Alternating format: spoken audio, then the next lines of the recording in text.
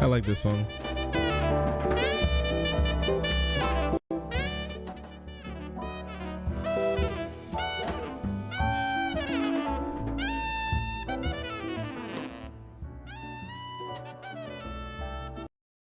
Whoops. Went a little too quiet on that one. There we go. Should be about good. Anyways, hope you all are well. Chillin'. Nice to see you all again. Welcome to another stream on the channel. I think after this I want to play the Mirror Temple one. Mirror Temple. Did I added the Mirror Temple one? When did I add the Mirror Temple one? That's the real question. I found it.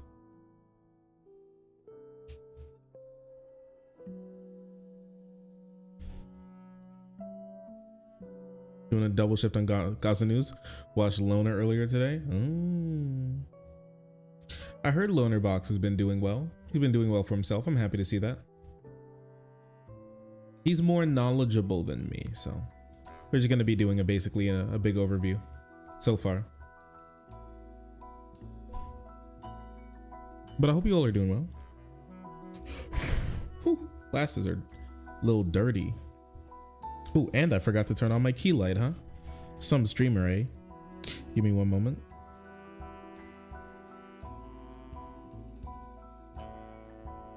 There we go. And let me get the charging port. Base and red pill? Say charging port, I mean the charger. Whoa, Indolent Cow, thank you so much for the $50 donation. We just started streaming. Here's some money to hopefully cheer you up. This stuff is hard. Thanks for all you do. Take care of yourself, Chief. Well, thank you. I really appreciate you. Thank you for that. Yeah, it's difficult. 100%. Thank you so much for the 50's a lot. I really appreciate you for that. Thank you. Yeah, I don't know. We just do what we can, don't we? I would say join a protest around you if you can, asking for a ceasefire, humanitarian aid. More humanitarian aid to Gaza and Palestinians. Yeah, do what you can. Talk to your congressman if you can. Of course. Love you. Also, you guys doing anything for Halloween? I don't think we doing anything for Halloween. You want to go watch Five Nights? We're watching Five Nights at Freddy's for Halloween. I don't know what's scarier, if I'm going to be honest.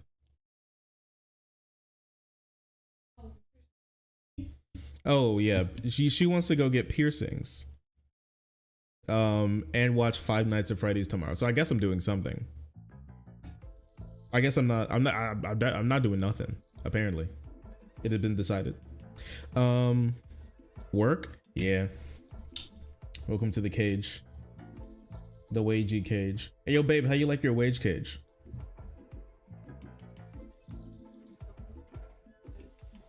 She said she likes it.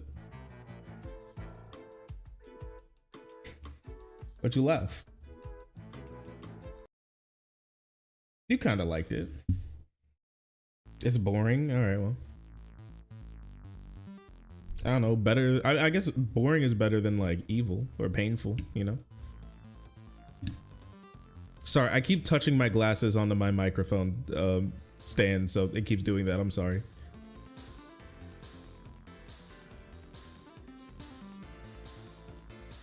I'm working Knott's Scary Farm for Haunts. Roar. Okay, well, hope you get some good spooks in there. That's what we can only hope for at this point. Some real spooky stuff going on. Let the spookiness begin. I will be evil.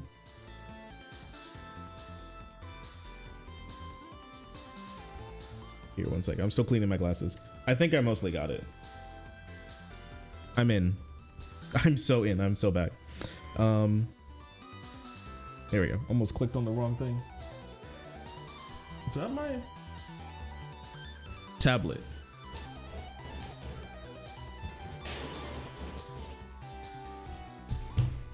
You know, the one good thing about still being on Streamlabs, even though I do plan to change at some point, whenever I really get the opportunity to, is that I have a built-in Steam Stream Deck, right? So on my tablet, I can just prop this thing up during the stream, put it on low when it comes to its brightness, and then it should honestly be able to stay on for the entire stream. I haven't had a problem with that before, and I can control my stream just from this without touching anything else, which is kind of cool. I can't lie.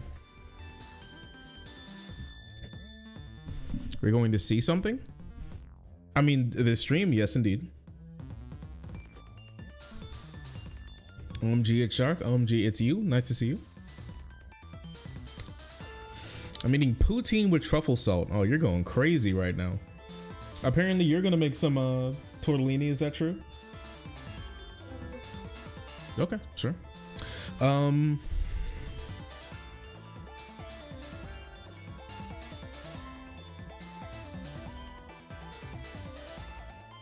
Okay. Well, we should get some. We really should get some truffle salt, huh? That could go a little nutty mode.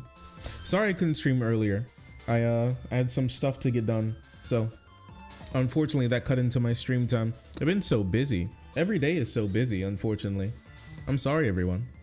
But you know, it kind of is what it is. I try and get the streams done as much as I can.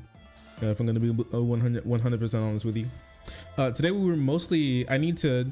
A lot of people don't get it, but I have like a lot of tabs open. I have a lot of tabs open of stuff that I've seen from the war that we just haven't covered yet, and so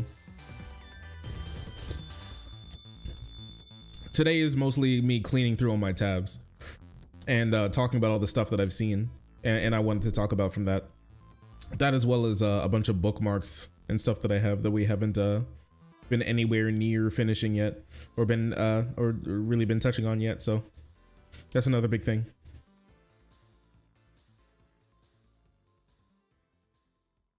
Apparently a conservative Rumble poster and Twitter fiend has recently gone up on stage and called for killing everybody associated with Catholic charities.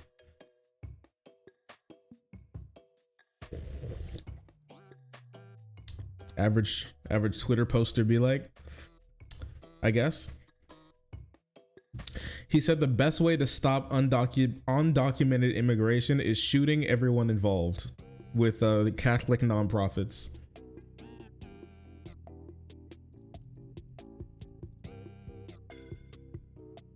It's 6,000% worth it. Is it really? We had some truffle sauce recently and it didn't taste that much. It didn't taste that, you know, like I wasn't like fiending over it, but I don't know, like one of the last ingredients was truffle, so maybe not. How much does good truffle salt cost? What, like, and I was expecting like $30 or something since you said expensive. Oh yeah, there it is. I'm looking at some like 1 pound. Some is 1 pound, some is a couple ounces. I see it. 11, like it's hovering around like $11 or something.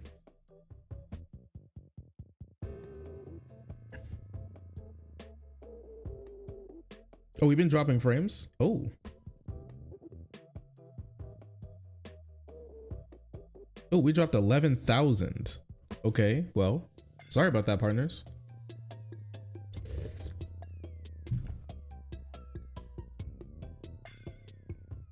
YouTube live sucks the last few days. What's going on?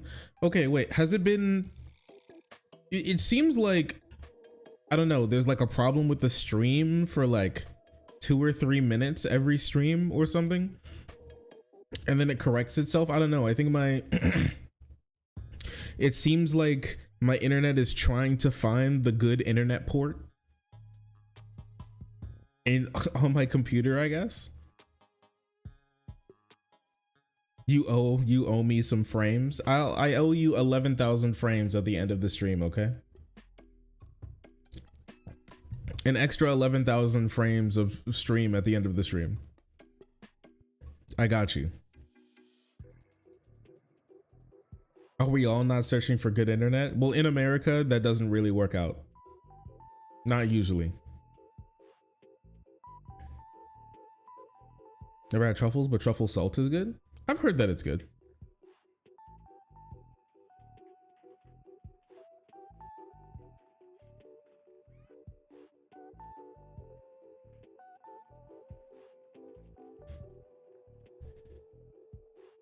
We did, but it's been stable the last few minutes. Yeah, I think what happens is just every stream there's just got to be a little rough patch of drop frames, but after that it seems like it works out. Okay, I don't know. I'll take a look at truffle salt. Also, I was thinking about upgrading my PC, my frogs. I'm not gonna lie to you. I think around probably a little after Christmas, maybe just like barely into the new year, maybe a little past my birthday, I was thinking about upgrading my PC to an i9 14th generation Intel processor and a 4090. That's like my plan at the moment. And I think after those two things, I won't have to touch my computer again for a couple years. If not, I don't know, maybe even forever. No, Shark, get AMD right now. I don't want to change out my entire computer. That's the thing. I don't want to like get a new set and transport all the bits and bobs, all the whoosy whatsits, all the thingamabobs, all right? All the, you know, the contraptions, devices, and gizmos. So I just so my motherboard works with like Intel shit. I'm pretty sure. I can check again, but I'm pretty sure it doesn't fit an AMD.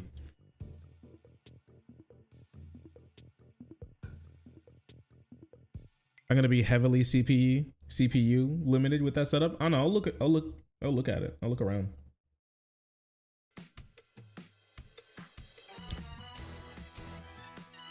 Stop using such technical terms. It's nothing too crazy.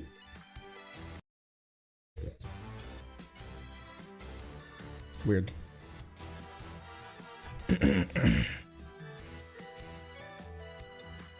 I wish this whole COVID vaccine injects a 5G chip conspiracy was real, because then I'd have actually good internet. Yeah, can you imagine if everybody was able to be like a little Wi-Fi antenna, and so we were always had good internet as long as we're as long as we're near some little baddie? That'd be nice, because Dr. Fauci injected a 5G internet chip in her asshole. Only if. Only if.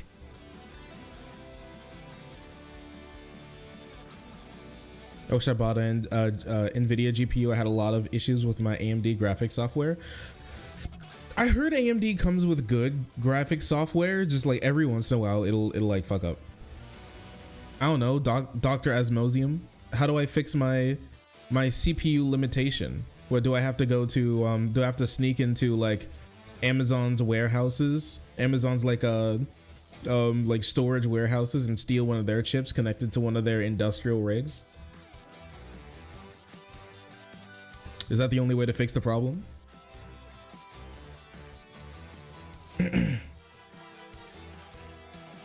Connecting to the internet with a power of friendship. I think if like all your friends hold hands and then hold one arm up, I think it's possible that you can get good reception. And then you sit crisscross applesauce in the middle. with like a metal wire wrapped around one of their big toes and into the charging port of your phone. It's possible that you could get good internet then, no matter where you are.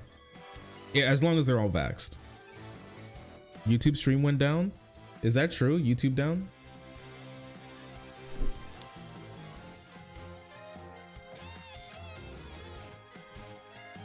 Is that true? YouTube down? Moderation activity is now hidden. Nope. I can see myself, and I just heard myself ask if YouTube's down. It doesn't seem like it's down. It seems like that's a lie. It's stuttery still. Reload. If you haven't reloaded, reload. We had some frame drops at the beginning of the stream for some reason. So reload. Re-up on internet. That's what you're missing, a re-up on internet. Possibly. We'll see. Also, you're loud. You're getting turned down. I love you, but you're getting turned down. I punched my Wi-Fi router, so it's back. Epic. You have to let the internet warm up like a car. Good old Kentucky internet, you know? We don't have much, but you know what we're known for? Good internet, 100%. All the time.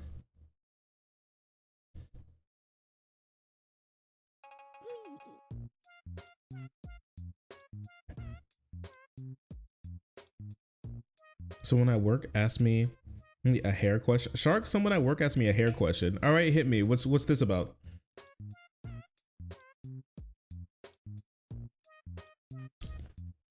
What happened with this hair question?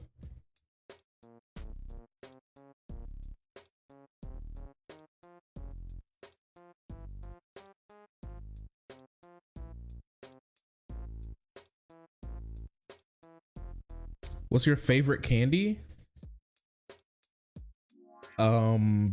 That's kind of a hard question if I'm gonna be real with you. I don't eat candy that much.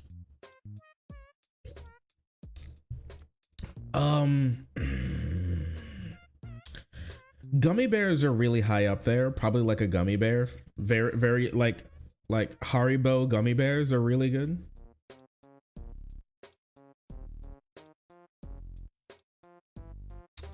Those ones go really crazy. Gummy bears are peak. I like candy corn. All right, you can leave chat. It's okay. Been posing with a Nerf gun and you go outside more. Be careful going outside with a Nerf gun, especially if a cop rolls by.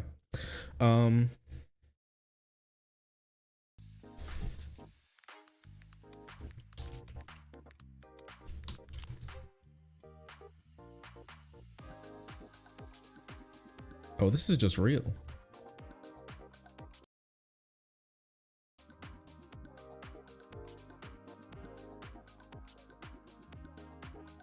Oh, this is real, huh? This is kind of confirmed?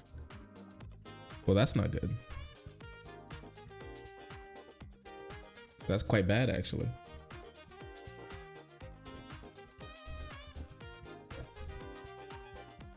I like Kit Kat. Reese's for the win. Gummy sharks? The gummy sharks are all right. Like those blue and white ones, are those the ones you're talking about?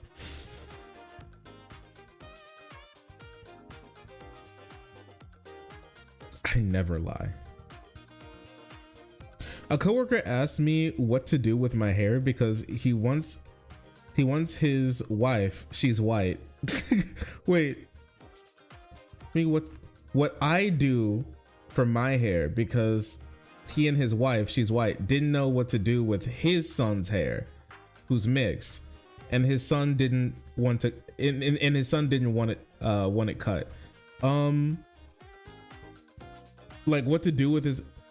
My mom is Puerto Rican and my dad is black, so I didn't learn how to deal with my hair, so I just kept it straight.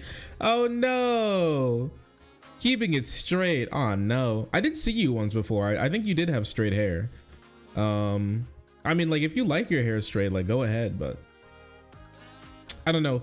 If he doesn't want his hair cut, and I guess like having it just like go crazy everywhere, just having it like do its own thing, just sit how it wants, doesn't work. I would say, like, you know, get him like a really small undercut and a lineup, and then like a shape up. I think that's basically it, right? Like one of those really small undercuts, not like the one that I had like all the way up here, and not even what I have right now. Like I'm talking about, when I say really small undercut, I mean like one of the ones that go like this, right? They go like kind of like that, really tiny. And then the back a little bit, and then just like a lineup, and then like a shape up to have it like sit at a good shape. And then after that, probably just, I don't know, probably just do that, right? It'd probably look clean still. Like his edges would be done, so they'd be clean. The shape of his weird little mixed baby fur ball would be good. So yeah. Something about those Zoomer undercuts. Listen, here's the thing. They get on us they get on us Zoomers for our undercuts, but like, if you're a guy, there's like a 90% chance that you're going to look better than you do with unkempt hair with like a lineup and an undercut. And honestly, that's like kind of it. And like the girls love undercuts. Girls love guys with undercuts. A lot of them don't want to admit it, but they absolutely go crazy for it. They love their boys undercut. I don't know. Babe, you like it when I get an undercut?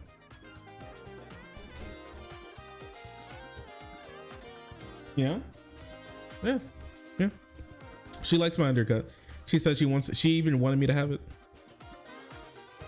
Undercuts famously didn't exist before Zoomers. That's true. Now that part's true. Another thing that we brought into this world. What's the difference between an undercut and a side fade? Because not every undercut is a fade. It can be an undercut side fade, and I don't think that a side fade always goes all the way around.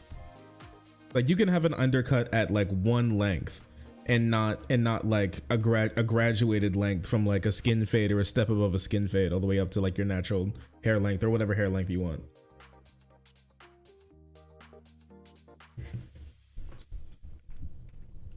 I am an unkempt boy and would look very bad with an undercut.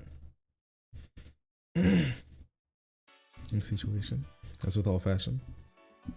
Yeah, I mean, I mean, I don't know. I mean, for some people, they look good. They look perfectly fine with their unkempt hair as long as they do like, I don't know, like one of those. You know what I'm talking about? You know those white people, like one of those, or like, I don't know, like one of those. Yeah, they do like 3 of these every like 30 minutes, and usually their hair looks fine. But unless but yeah, I don't know, like unless you're one of those people, the idea of you I don't know, doing nothing with your hair and then probably getting like an undercut, whatever the size is, you're probably better with an undercut. But I don't know, I don't know what you look like.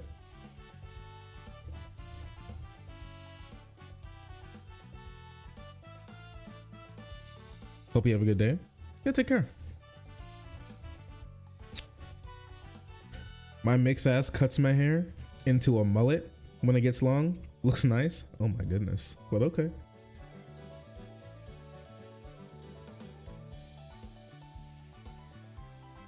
All right. But yeah, I don't know. That's what I would say. That's what I would say of them, in my personal opinion. I don't know. Oh, also our sheets came in. Our new sheets came in. Remember I told you all that I decided to spend some good money on some good sheets finally? I've done it. Also, Osmosium, my computer has DDR4. I don't know what RAM specifically, but I have 32 gigs. I have 32 gigabits of RAM, DDR4. I don't know. Do I need to upgrade to DDR5?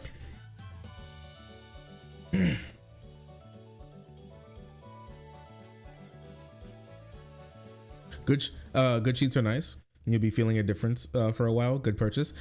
Yeah, I mean, yo, babe, do the sheets feel like a real difference from what we had before?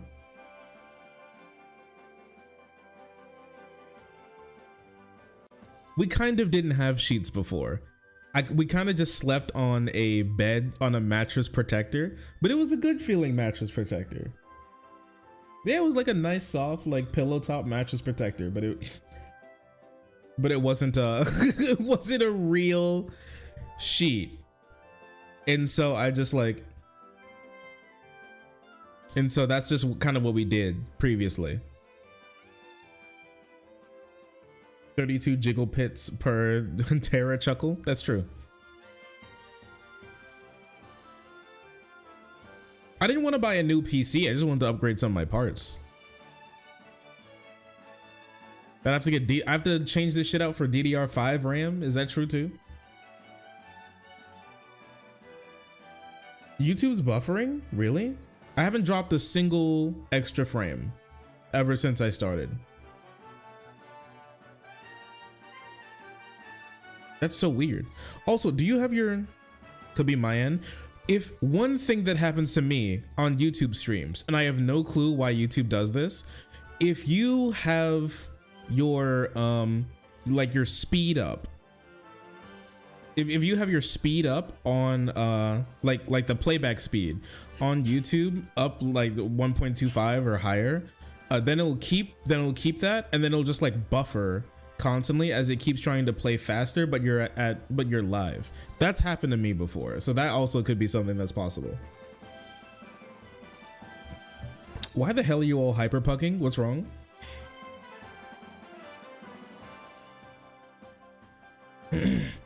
All new gen CPUs use DDR5. Yeah, what the hell?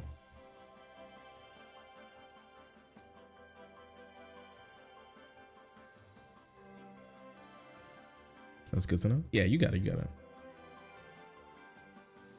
You'll buy the shiny technology. I didn't really want to upgrade my PC, but I don't know. The idea of just like having a computer that I won't have to touch for, I don't know, years sounds incredible. And I really feel like I'm just like a GPU and CPU away. But I don't know. I could upgrade my silly little RAM.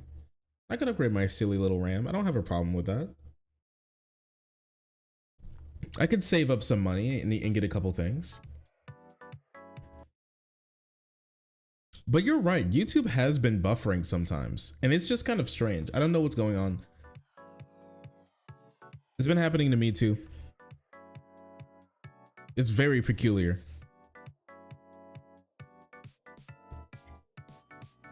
Anyways. Also, what about moving this like down here? We could do that. Let's try that for a little bit. I kind of like it because like diagonal, right? There's like whoop, whoop. There you go. There you go. There's like stuff here and here like that. Sides dying?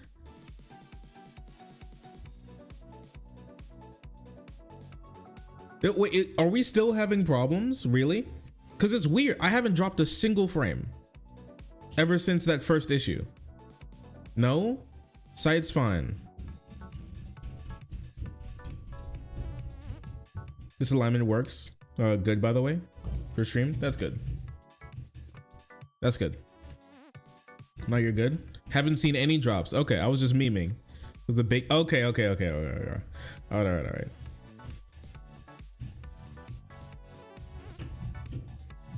Use your current case.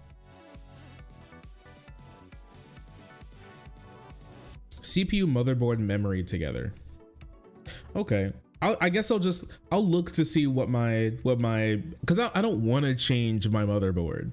If I'm going to be real with you, I don't really want to change my motherboard. I'd really rather not if I have the option to. And so I don't know. I'll look for something.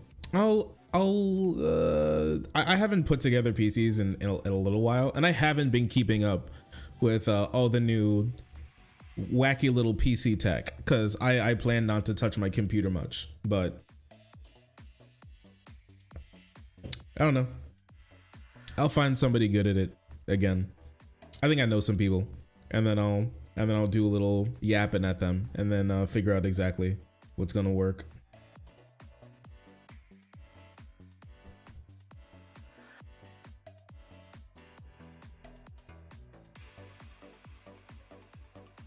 But I'm glad that's fine. That's good. All right. Do I have anything to show you before we start getting into the, I don't know, the suffering or something?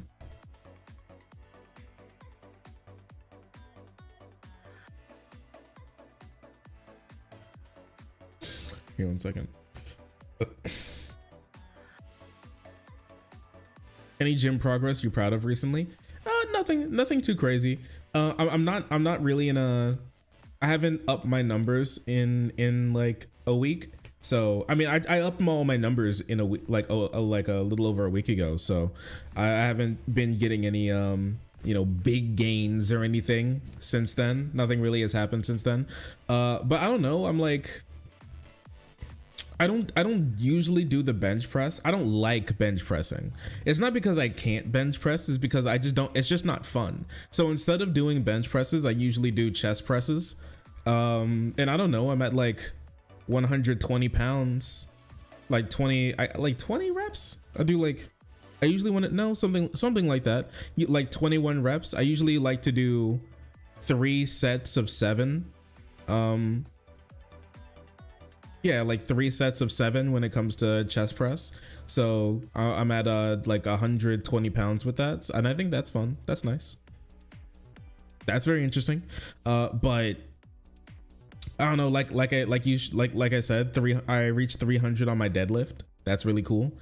I don't know, like other than that, like I've been feeling like I've been getting bigger, which is cool. I've been changing around my, I don't know, the thing is that I've been changing around my workouts again.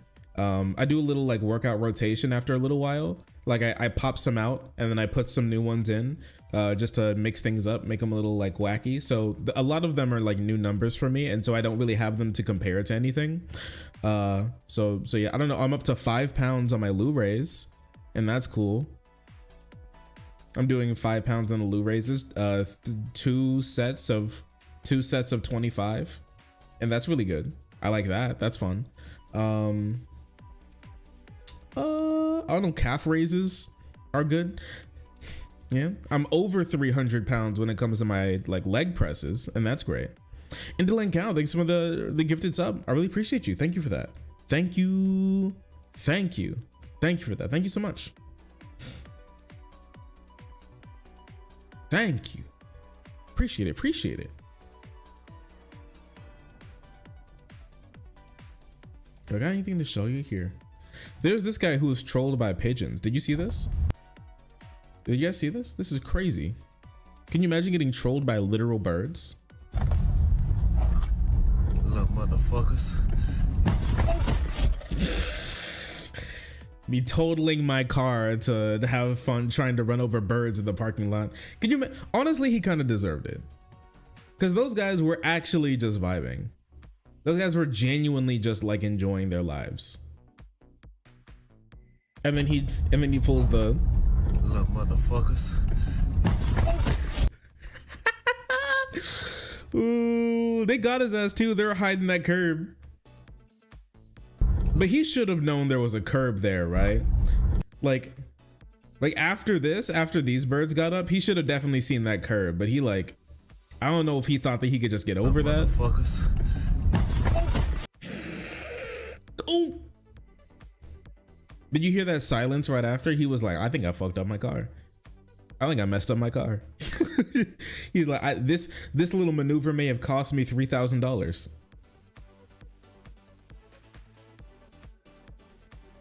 I have this PSA for the Gaza topic. The government TMC and also R has made an ad about what's happening in Israel and Gaza, and it's surprisingly honest and informative.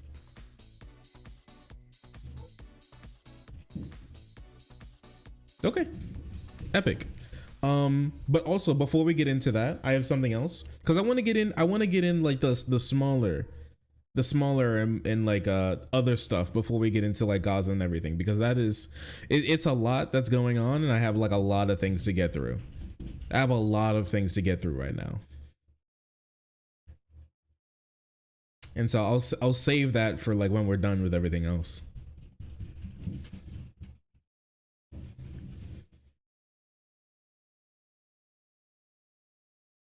Just to fuck with the birds.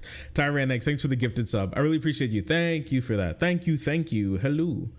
Hello. Hello. Nice to see you, partner. Hello. I was gonna show you something. What was it? Oh yeah. Okay, I got you.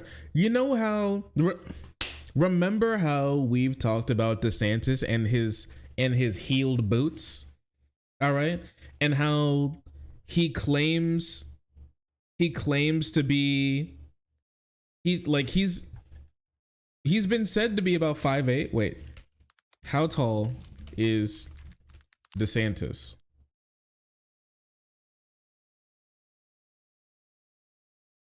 How tall is DeSantis? Many people are saying he's like 5'9".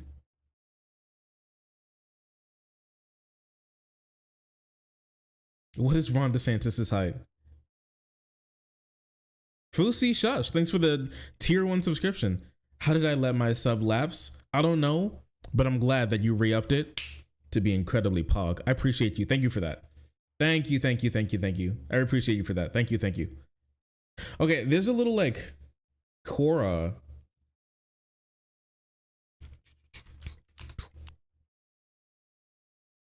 There's like little Quora question thing going on here. All right, what is his height and weight?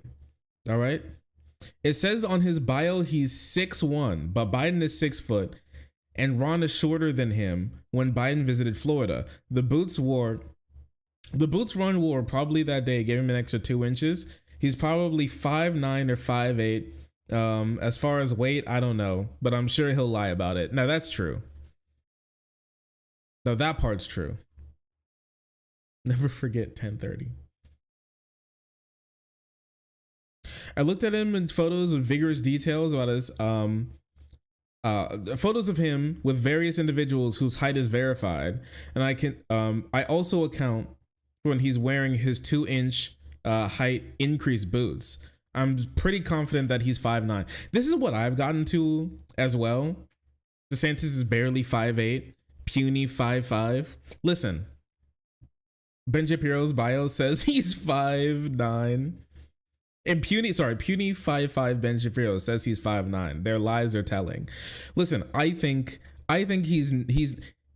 There are many claims. Okay, I've seen claims from like 6'1", well, like 6 foot to 5'9" and 5'8". I think that he's in like the 5'9" category. I don't think he's like that tall. I've never seen him really be that tall, and only recently has he been wearing these new cowboy boots, and all of a sudden he's like much taller than what I remember him being, and he's standing like toe to toe, I guess like spine to spine or whatever, with people who are verified like 6 feet and taller, like Joe Biden, Joseph R. Genocide Biden Jr. And so if this is the case, I think he's definitely wearing booster boots, which is fine. That's cute and everything. I also have boots that boost me, you know? When I take my girl out to like a nice place and she wears heels, I'm 100% putting on my boots that make me taller. What are you, crazy? What are you, insane? But like the fact that he just kind of lies about it and doesn't want to tell you what's happening. That's when I think things are going a little insane, if I'm going to be honest with you. Does she hype mog you? She doesn't hype mog me almost ever. No, she's short. She's definitely noticeably shorter than me, but sometimes she wears shoes and I'm barefoot where we're like just about the same height. And that's like fine. I don't really care that much. Because I usually don't walk out of the house barefoot unless I'm going to the mailbox, and then I'm 100% probably barefoot. As long as it's like between like late February and like mid October, my ass is not going to the mailbox with shoes on, usually, or taking the trash out with shoes on. I go out there to like reconnect with nature. I like the dirt in between my toes, and so that's mostly the reason. No, I usually don't even walk on the grass. I'm just on the pavement. Oh, or unless it's like really, really hot out. If it's like pushing 100 and it's like noon and the sun is just baking the ground and I could cook an egg on it, I might not go out without shoes on. Mostly because I may simply perish if that happens. I'll end up like one of those worms cooked on the side of the road.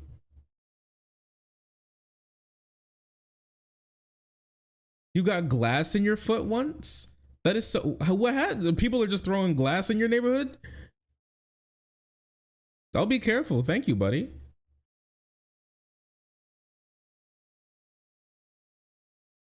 Look at that site. You should buy Art Shark. That's true. Youch! It is a youch situation. I'll be careful. I've never gotten glass in my foot before, thankfully. Being short isn't cringe, but trying to fool people about it is. Now that's cringe. You're right. That's when things start to get a little embarrassing. Okay, so the reason why I'm talking about this, and some of you may be shocked that this is happening, but the PBD or whatever, that millionaire guy who runs a podcast where he talks about how like poor people just don't work hard enough, and that's why they don't have money. That's like that like weird centristy, side on, like almost always on the side of businesses type guy. He had, Patrick Bet Davis. Yeah, that guy. He had Ronathan DeSantis on his podcast. All right. And you know what happened? He asked him about the boots. He did it. He finally did it. Lil Rhonda. He asked Lil Rhonda about the boots. He said, I seen online that they've been mugging you about your boots. I've been seeing that they are saying that the streets are whispering that your ass is actually 5 foot even. Would you like to clear up these claims? Would you like to comment on these claims?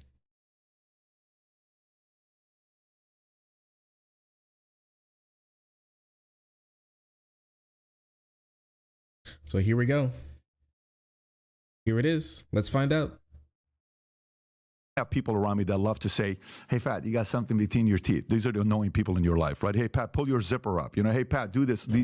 Hey, pull one of your socks is lower than the other one. I'm sure your marketing team points out how they're trying to troll you in the marketplace. Oh, why is he? I'm sure they're. Look at the way that he's looking like that. Do you see that? Oh, no.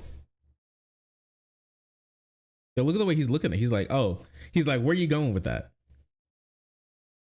Where are you going with this?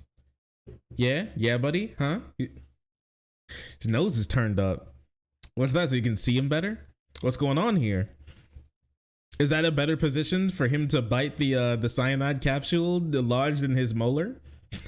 what's going on? Just in case he's asked like a difficult. What's going on here, man? Troll you in the marketplace. Okay, I'm sure they're doing that. Can you bring this one clip? I know you were on what do you call it? On what was it? Bill Maher, and Bill Maher talked about the boots. I've seen you walk with these boots. Go ahead and play this clip. Fat. This on TikTok went viral. It doesn't have 1 million views. It doesn't have 10 million views. This thing's got 1.2 million likes. And some people are wondering. That's a lot.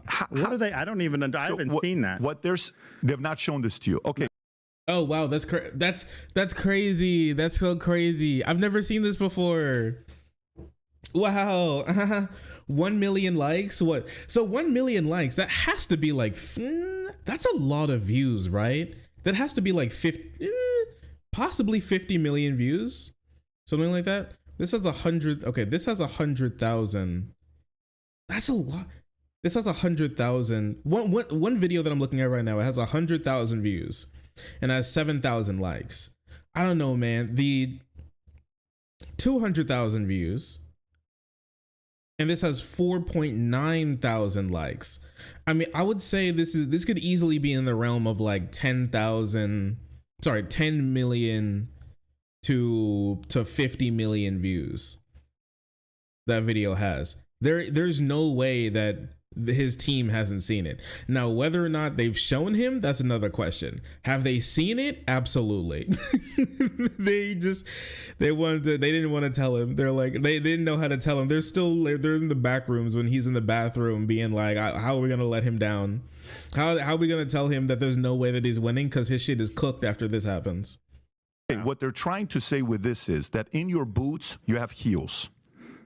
No. That's what they're trying to say. Those are just standard off the rack. They're normal. They're very how normal. How tall are you, Governor? How tall? 5'11". 5'11". Okay. 5'11". Look at the way he's sitting in his seat now. wait. When you can see it when he's down like this. Wait a second. I gotta grab this. Okay, look. Okay, look. He's just normal sitting in his seat right now. All right. He's like kind of slouching a little bit. See that he's kind of slouching back rounded a tiny bit. And then after he's asked, see, look at him. He's like shifting in his seat a little bit. And then after that, he sits up. You see that? See the way he sits up there? He's like, yes, sir. Yes, sir. 5'11", sir. Of course I'm 5'11". I indeed I am 5'11". Of course. 5'11". 5'11".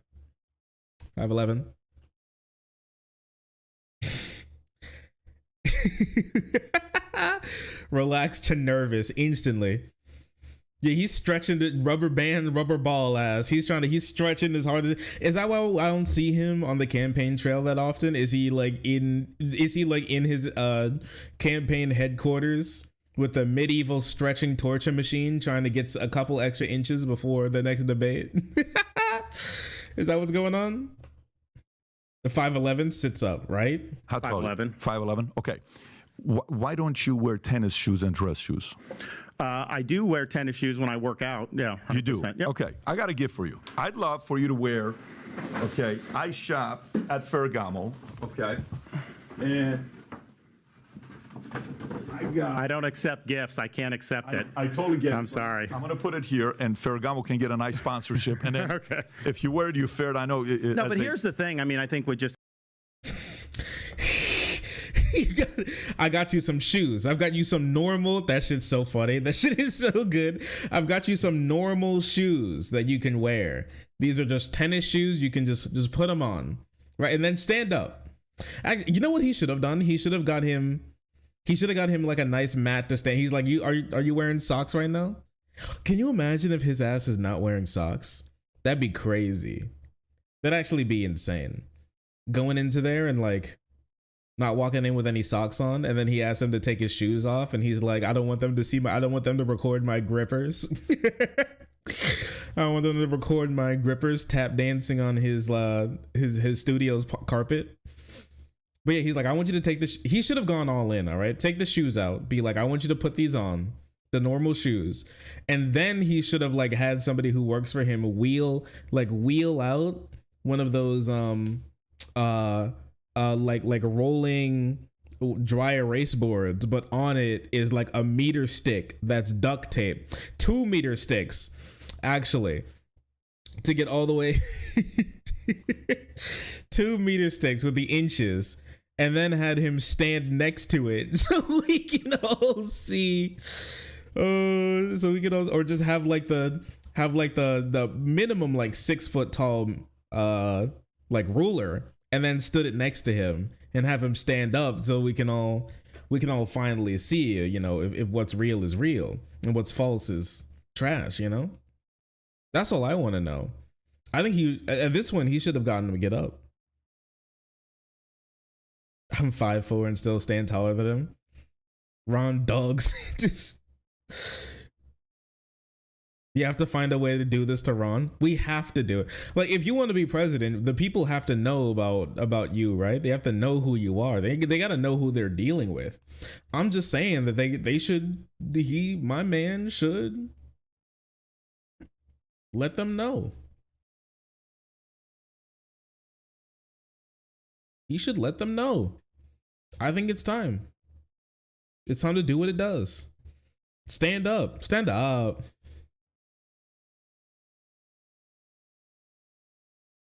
He's like the opposite of Pinocchio. He actually gets shorter every time he lies about his height.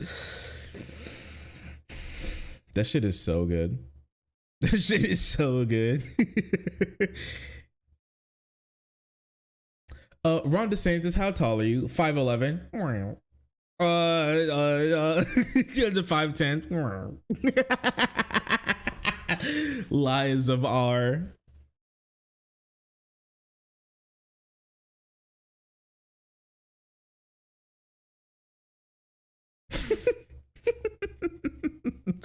Ron, how tall are you? Sir, I'm gonna have to ask you to stand up.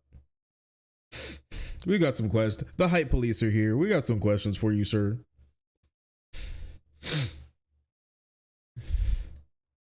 Shrink.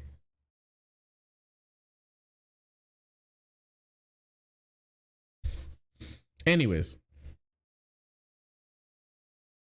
If he lies about his height, what else will he lie about? Saliva, chill. I have people around me that love. Oh, please don't play this again. I'm begging you.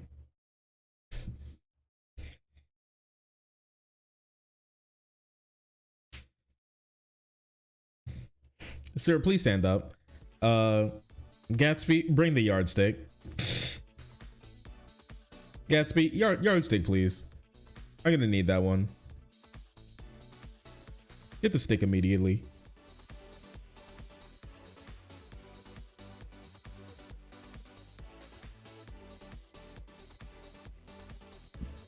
Okay, can somebody tell me, did Dream actually make a song?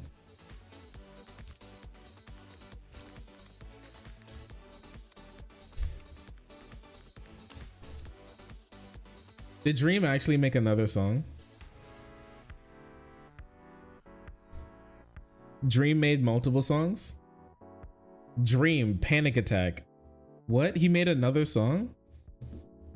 Dream, Panic Attack, unreleased Dream new song. Cause I've been hearing this like, you're not there, like a couple times, and I don't necessarily know what's going on. Take away that boy audio recording software. Take away that boy microphone. Who the fuck is Dream? A guy who got popular from cheating in Minecraft.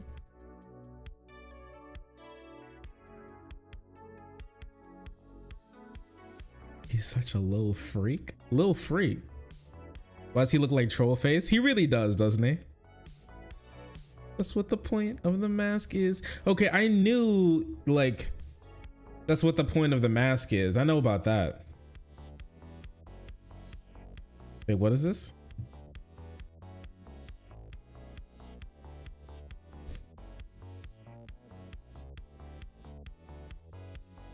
I can't breathe when you're not there. Wait. And the crowd goes mild. So happy Dream in his first concert. Thanks for all the video comments. So apparently Dream had a concert. Did you know that? I didn't know bro had a concert. He had a whole concert in Orlando. A whole concert. Oh my bad, it was in LA. They may have done it. He may have done it a couple times. Did he show his face? Yeah, he's actually on stage with no mask on or anything. That's not the point of the mask, apparently.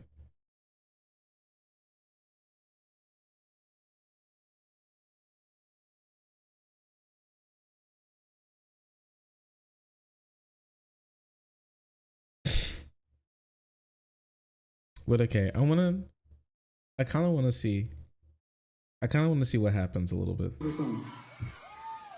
It's called Panic Attack. It's called Panic Attack, guys. Anybody up having panic attacks sometimes?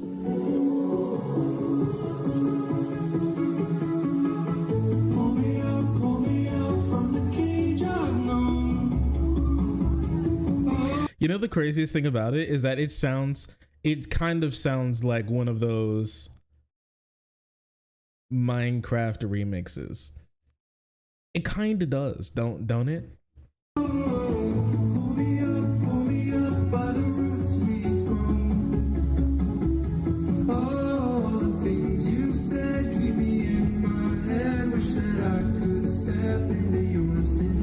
I didn't say it was bad. He is a Minecraft YouTuber, that's true.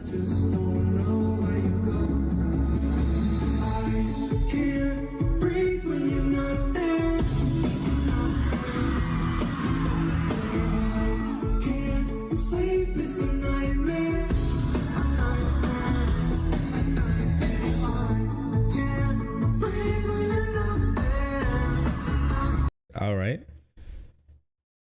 I'm already out. All right, chat. All right, chat. Give me some of your vibes. A little vibe check, quick chat. What do you think? There's the chorus. I can't breathe when you're not there. Generic cringe pop. Bro, I can't breathe when you're a nightmare. You're not there. Give homie a 4. Basic. Better than I would have thought. Auto-tune putting in some real work.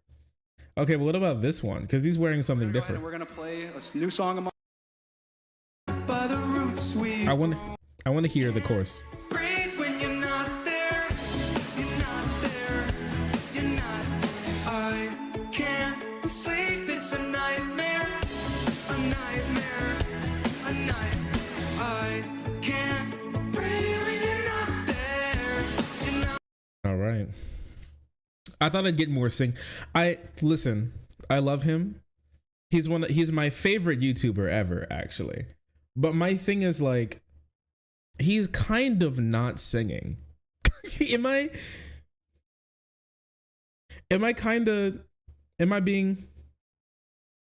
being crazy? I love this song. He needs to release it. Can't breathe when you're not there. He's half singing. He's kind of not. That was the thing. I was just like, he's kind of not singing. He's talking. My man's kind of just talking a little bit.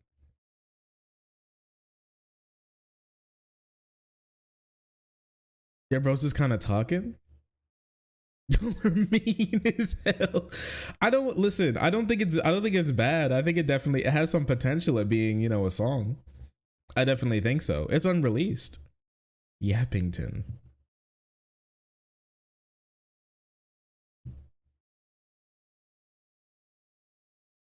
I'm surprised at the effort he's performing. Yeah, he's up there. He really is up there. I didn't know that he has like an idea about having a music career. You know what he kind of looks like? He kind of looks like he kind of looks like what's his name? He kind of looks like Jack Harlow, you know?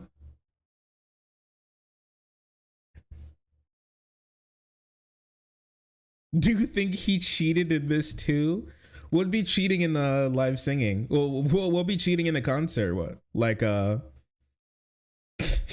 what, like having the track play but not actually singing, but kind of pretending that you're singing like on stage? You're miming? Lip sync? Lip syncing? Nah, I think he's up there doing that.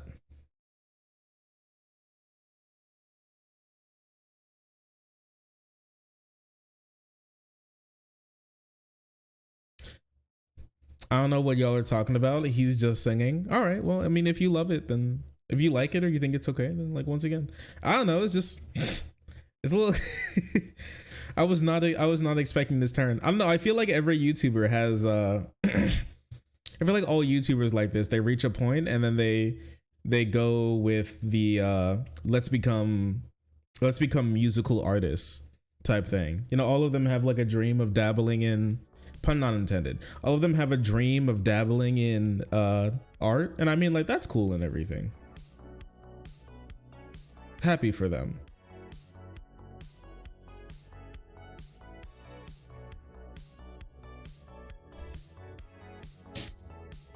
Remember diss track era of YouTube? Put some rice on it. England is my city. He's having his Sky Does Minecraft phase. What, beating your wife? I don't think he's married though.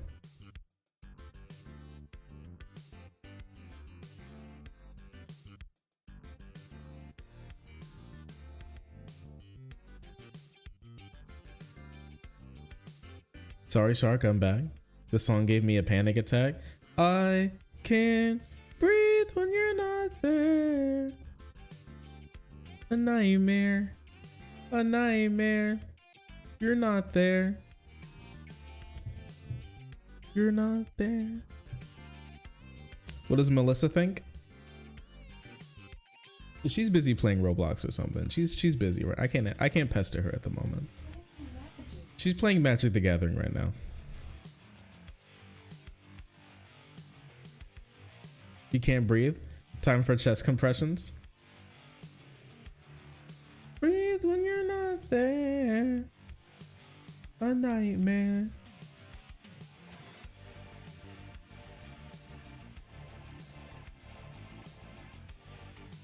You'll base Magic the Gathering. She's playing Roblox earlier. Rocox.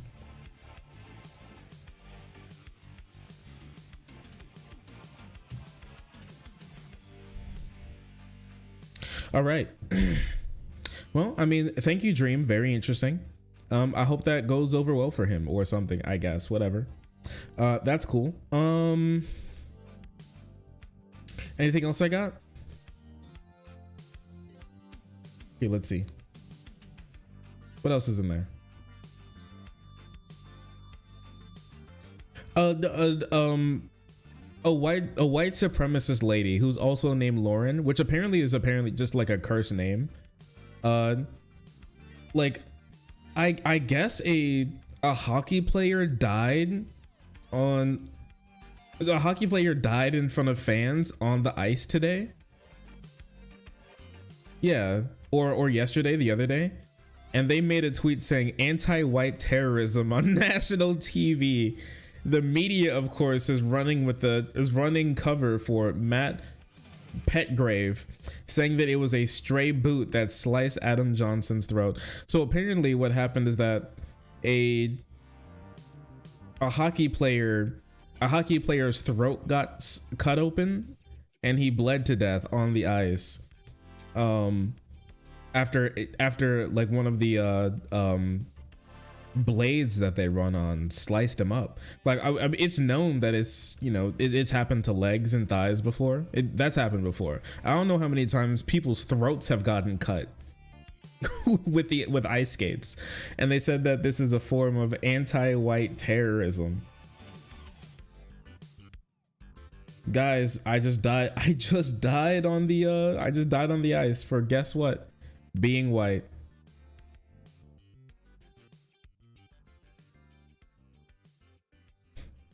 Bro, like, hockey is so dangerous. They're literally like sprinting at each other with razor blades tied to their feet, and people think that this is an okay sport.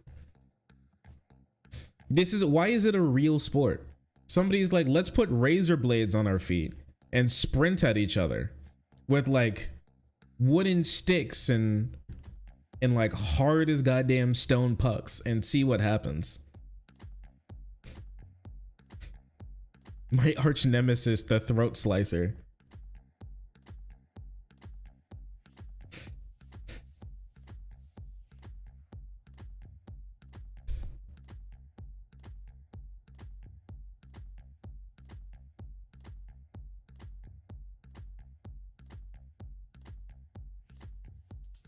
I'm going to what about, but do you feel the same about football?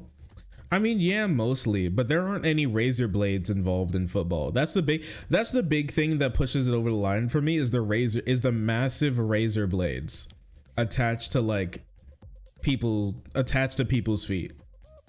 Like football is also kind of fucked up, and in almost every other contact sport is just a little insane if you think about it. But hockey is just like hockey. The thing is, hockey is football but with weapons. You ever think about that? That's what I think pushes it over the line for me. Hockey is football but if you add weapons to it, and I think that's the crazy thing about it.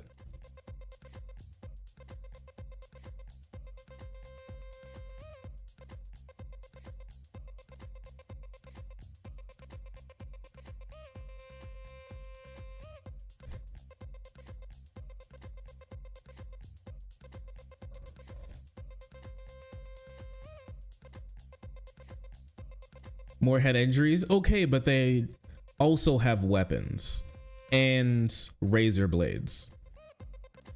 Like, I get that like football usually has more head injuries, but also hockey players have weapons and razor blades.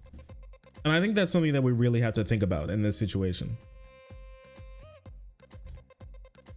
Please don't take hockey from me. It's all I have. It's all I have. But yeah, I mean, what do you mean razor blades? The razor blades on their feet that they used to skate with, ice skate with, the ice skating blades that are like sharp enough to like just cut people open instantaneously. So rollerblade hockey. Listen, if they put hockey on like in like a, you know, in like a roller rink, I think that'd be kind of cool too. I mean, they already do that, don't they? Just not all the time.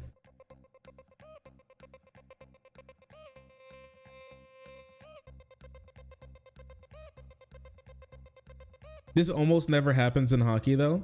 I never said that we need to ban hockey. I just said that hockey is insane if you think about it. We can continue to, I don't have a problem with not thinking about it. If I'm gonna be honest with you, it's not an issue.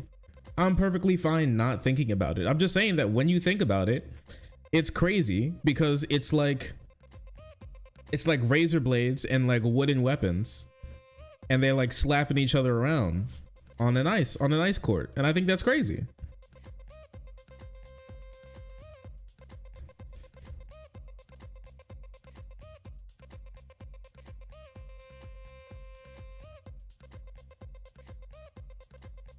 Don't listen to the propaganda, ban all sports.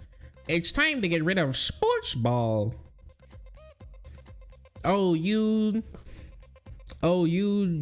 cheer for the Florida Dolphins? Fuck you. It's time to, can you imagine if like esport groups got into like just normal sport groups? Can you imagine a team solo mid football team? Oh, that would go crazy. Their hiring practices would need to change though. The likelihood of them being able to fill all the slots with Korean players would be very difficult. They probably don't want to like fly all the way to the US.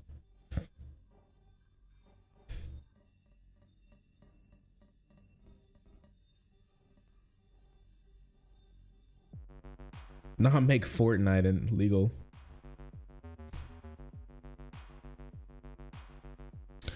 Basketball requires you to throw balls at a person going 100 miles per hour. Yeah, okay, but like you're probably fine if it hits you. But you're probably not fine if somebody nicks you in the like the calf with their like ice skate. You know what I mean? That's all I'm saying. That's all I'm saying. Like if you get hit with like a baseball, you're probably like oof, ow, ouchie. You're probably like ouch, yowie. One of those situations, you know what I mean? But if you get like nicked with somebody's ice skate, you're like, just please somebody call an ambulance immediately. Oh, they're like, can you please get the tourniquet out? I'm begging you. But I'm starting to see the light at the end of the tunnel.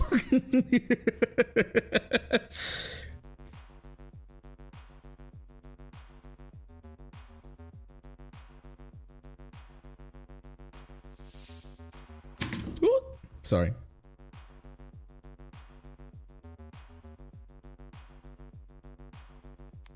I'd rather get beamed with a baseball than a hockey puck. I think I would say the same.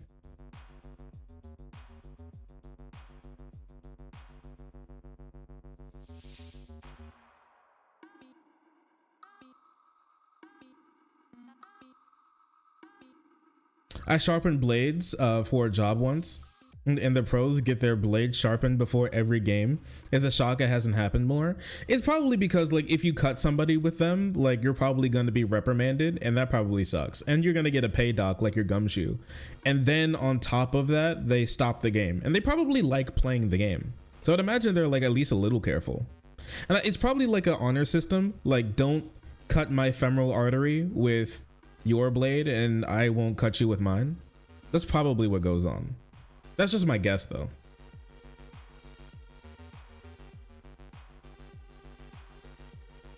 Yeah, also you're like not allowed to like pick your feet up that much, right?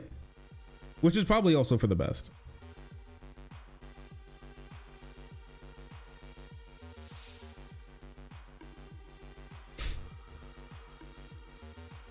Hello, I'm from Germany. Hello, German. Guys, we got a Euro cuck here. You know how to treat them. I'm memeing. Yeah, that is true. I think I would be a little distraught after watching somebody bleed to death after getting their throat cut while I was thinking that I was going to have fun watching a fun little roller skating game, ice skating game. You know what I mean? I really thought that everything was going to be fine, but it definitely wasn't. Get it. We got a Euro cuck in our hands. Rattle them, boys.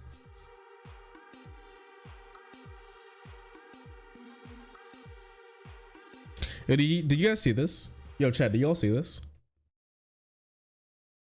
You see this video? You see what happened to this poor girl? I think she died 17 times on this ride. Have you ever seen one of the, whoa, jeez. Have you ever seen one of those like slingshot rides before at amusement parks? I don't know what's amusing about this, but apparently some people think that it is to get shot directly into the stratosphere and then come back down. Like it just seems, that does not seem fun, but apparently some people believe so.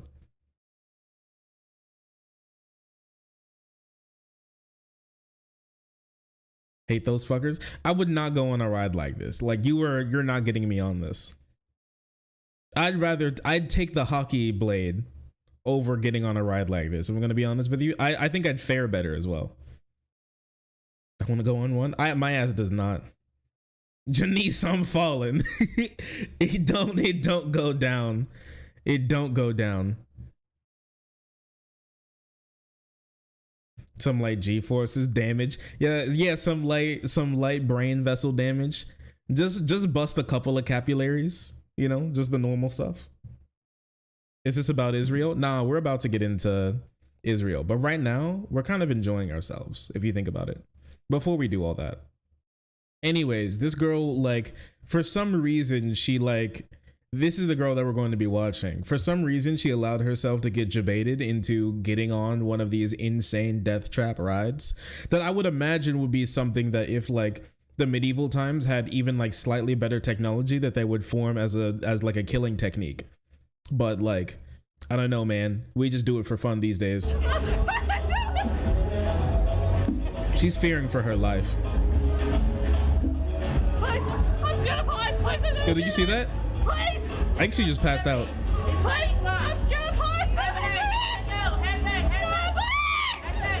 Head back.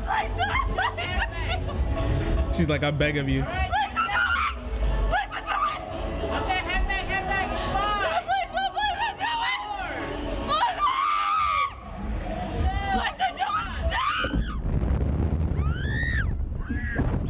Like, all right, before we get into the rest of this, like, can we be honest here? Like, this shit is insane.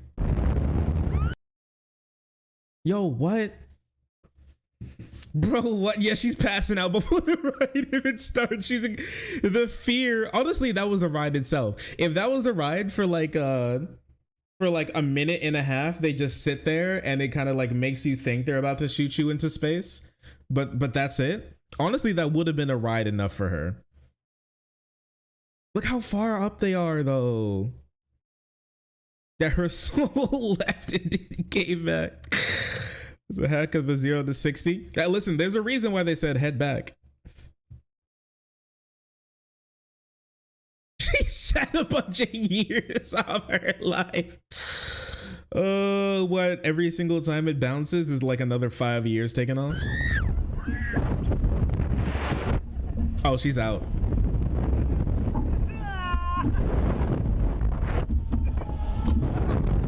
Look at her arms, dude.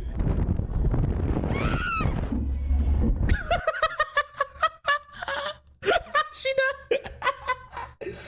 Oh my gosh. I've never seen this happen before. I've never seen somebody wake up and die again. She literally died. But like the bounce brought her back to life, wasted. Yo, that's crazy. How is this ride still working? Killed, resurrected, and killed again. There are fates worse than death. It's being tricked. It's being like baited into going on a crazy amusement park ride by a loved one. That's honestly worse.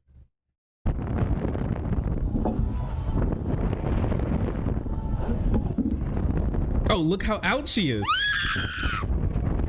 Oh my god. She's gone.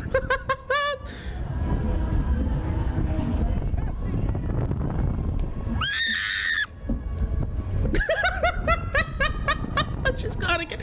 She's gone. Honestly, this is the worst because the fact that she like keeps passing out means that she's going to wake up in the middle of the air again. Friends died. Oh yeah, her sister's like cackling like a hyena. I feel so bad for her. Severe brain damage. Wake up, screams, and passes out again. Wakes up, dies. Wakes up, dies. Can't forget the scream in there too. Oh, she gone for good this time? No, she's back. Hey. Oh, and she's gone. Oh, that was a quick one. Yeah. Did you see that? the wake up, look around, and she's like, oh fuck. Do you think they have a defibrillator built into the contraption just to wake you back up, just in case you pass out?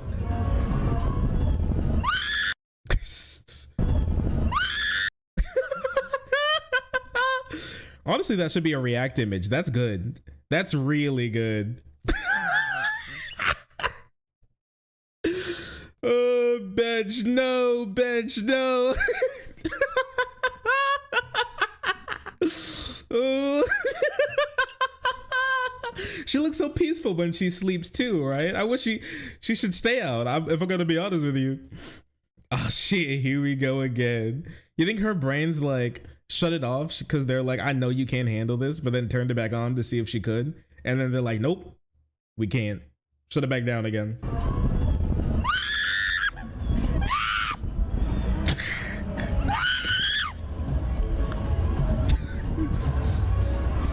She can't control herself.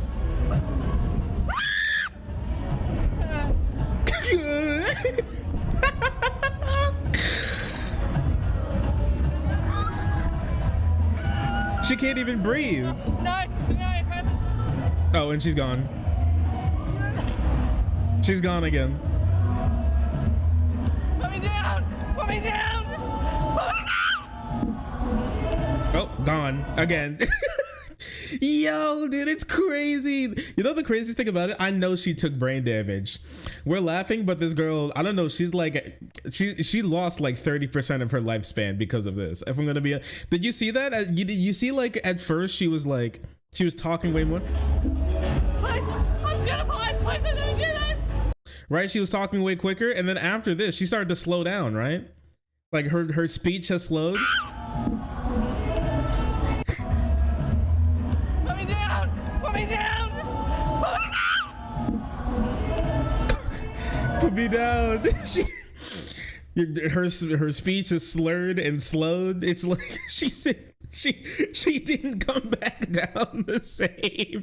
Each time she goes down, she reappears at the pearly gates.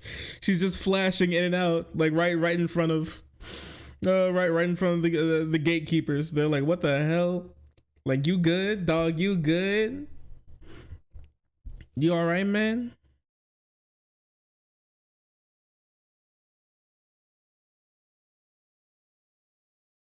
St. Peter keeps sending her ass back.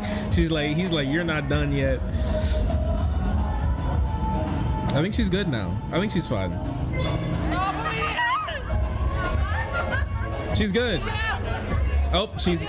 Oh, that was a little one. She's back. Yeah,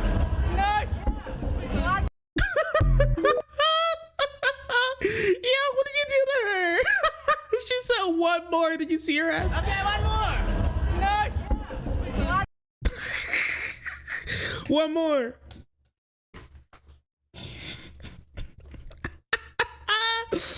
Oh, she dropped like one of the toys from Toy Story when Andy was walking in. She dropped like Andy was walking in. Did you see that?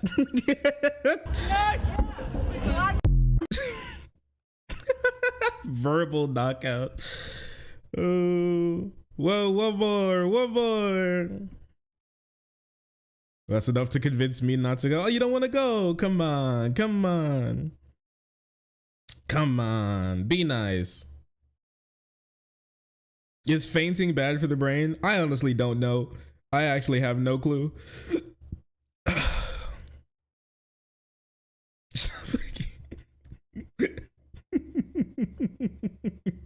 Operator. She got in the bowl. Boing it.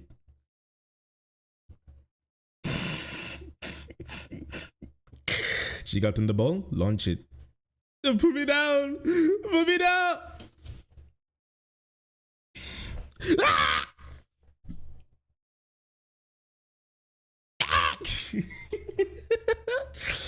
Oh, yo, she's never getting back on one of these rides.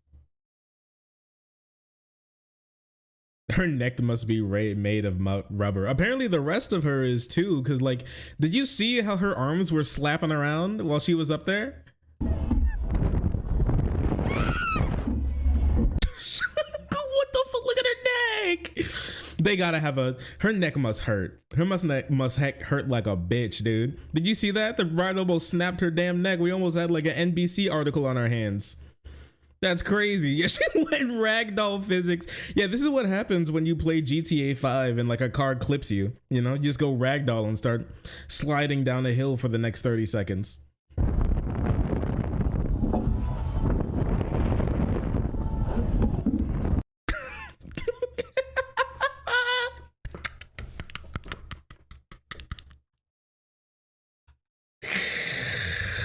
Oh, it's like Gary's mod. You can, you're right. I can hear like the Gary's mod as she's on the ride. That's crazy. This girl getting throttled by the ride. Hey yo, baby. Hey yo, baby. Mind if I open a window? Go for it. It's a little warm. A little warm for me.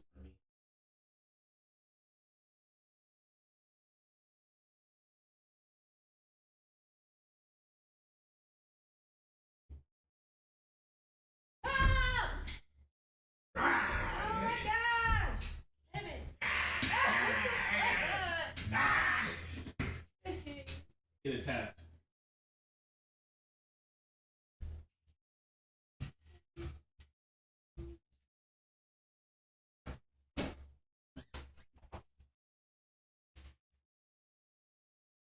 Ooh.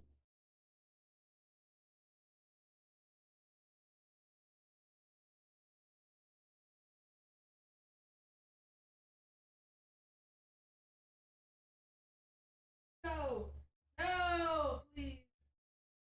No. I can't breathe when you're not there. A nightmare. A nightmare. I can't sleep when you're not there.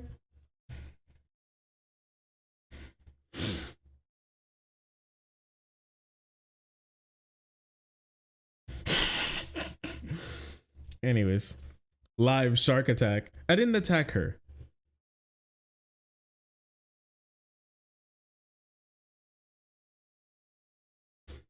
I hear a smack. Did he eat her? He eated her. Miss Shark, get down. It's dangerous having a shark as a boyfriend. No, that's fine. That's fine. I'm domesticated. I'm safe in a home and can be trusted around my girlfriend. Shark, what did you do? Nothing. Don't worry about it. Was she tasty? Always.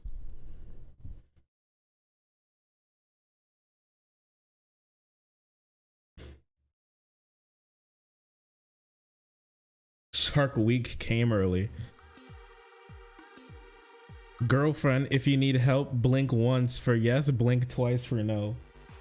I blinked once. She doesn't need help. Why? She doesn't need any help. Help me. She doesn't need help. Help. She's fine. She just does that sometimes. You know girls, they get dramatic. Don't worry about her. You should leave now, actually.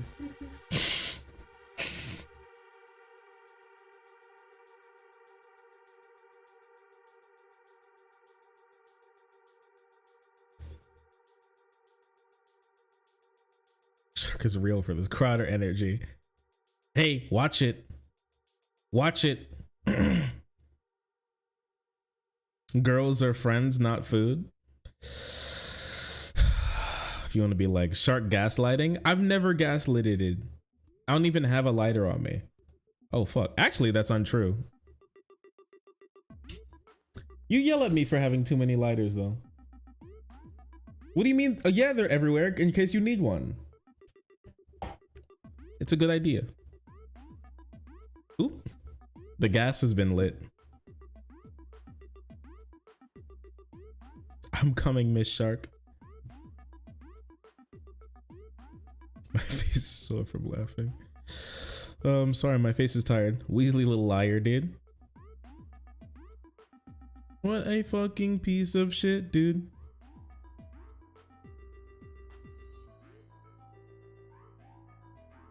Attention.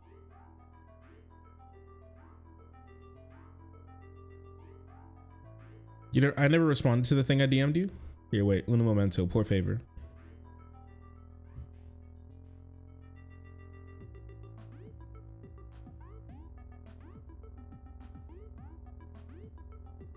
Yeah, I don't know what that means.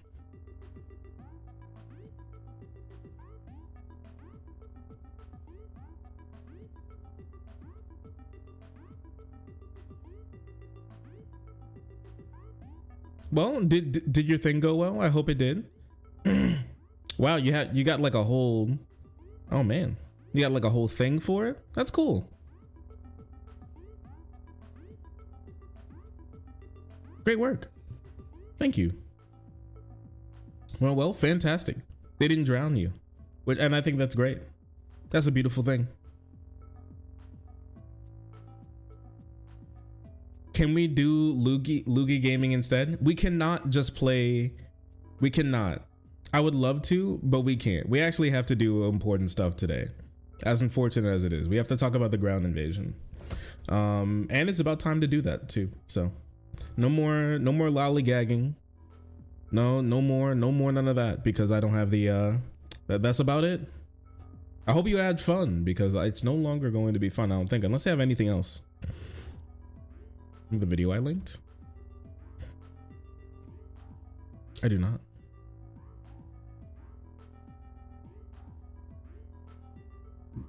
You do any? Wait, did you not do seggies yet? Nah, I mean, I still have segments. We have a couple segments from the last stream that need to be done. So I'm not worrying too hard about it. I think tomorrow or the next day is going to be another big segment heavy stream. Today, I want to clean up some stuff, and then we can like probably rearrange it.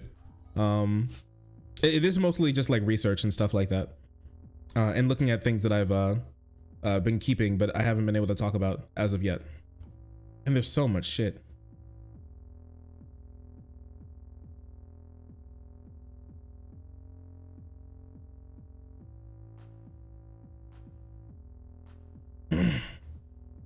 Is this thing?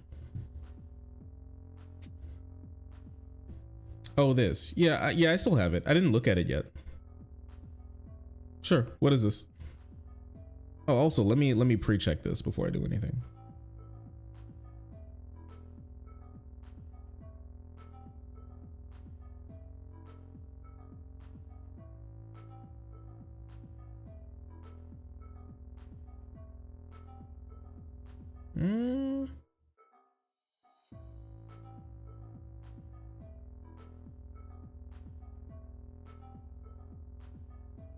Second. So I just have to pre-check all of this before I show it.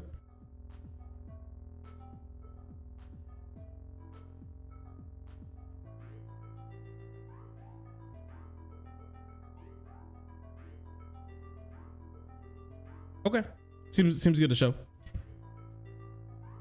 I'm going to do my job, wish me luck. So true. 1 second, we can just work. I don't know. It's mostly just research stuff. It can turn into a segment. That's fine. Probably for the best, anyways. I'm fine turning that. I'm fine turning that stuff. I kind of want to turn some of this stuff into more YouTube segments. But we'll see. Anyways, let's take a look at this. So you sent me this? I have no clue what this is. Hello, I'm from the government with an important announcement. Have you been getting the feeling lately that everything is going to shit? Don't worry, you're not imagining it. Scientists have coined a new term for the era we're living through, the enshitment. When the enshitment began is unclear. Evidence suggests probably around the time agriculture was adopted, but there is now a clear consensus that it is human-caused and rapidly accelerating. When League was made, go to shit but like everywhere at the 2013? same time can be overwhelming. That's why we're launching a new service to help keep you up to date. Where's humanity going to shit now? In today's episode of Where's Humanity Going to Shit Now, we look at Israel and Gaza, where a Where's America? Where's humanity going to shit now? Yo, this is every political channel that doesn't tell you like good things that's happening in the world. Everyone that focuses only on like bad stuff happening, right here. It's just this. I saw Elon. Well, he deserves to be on there. He deserves to be on there. Like, come on, let's be honest with ourselves. This guy is crazy. I mean, he literally ruined Twitter. The crazy thing about it is that he ruined Twitter like a year after I actually started using Twitter. Like I was like, beep, boop, boop, beep, beep, boop. I was having such a good time. I like when in my spare time, I would take time to think up jokes. I don't know. I think Elon ruining Twitter actually stopped me from thinking about writing jokes because I no longer cared about putting them on Twitter anymore. My heart wasn't in it anymore. Come to Tumblr. It's not annoying there. That is actually, as somebody who covers conservatives and lies that conservatives make, you know, political arguments, politics and whatnot, people's feelings about how to change the world, I think that's possibly the biggest lie I've ever encountered in my whole life. Come to Tumblr, it's not annoying there. That's crazy.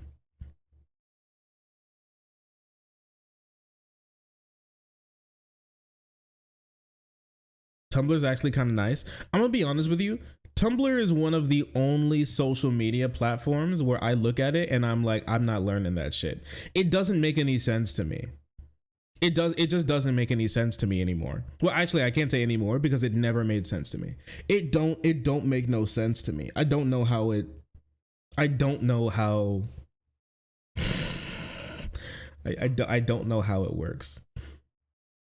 Other media platforms I can understand. YouTube's understandable. Facebook's a little like incoherent, but mostly because it's supposed to be some like wacky little everything app.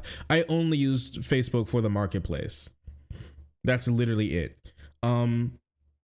Instagram's like becoming a little inconceivable because it's also supposed to be like it's moving into trying to be an everything app too.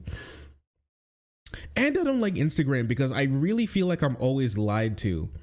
Like they always try to hide ads as being posts, and I really feel like every other post I scroll by is an ad.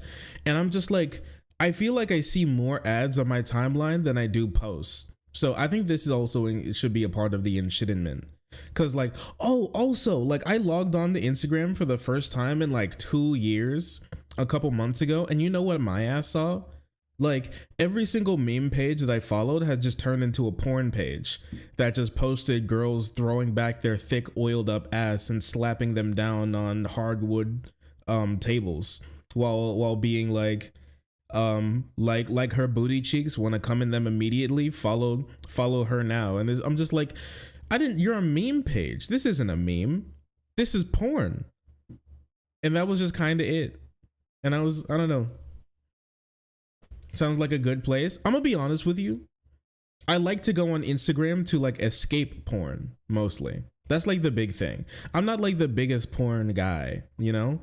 Like it's because like sometimes I want, you know, I like YouTube too because it's easy to escape porn.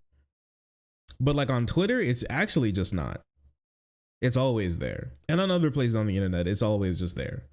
But like on certain apps that like really crack down on it, it goes kind of hard.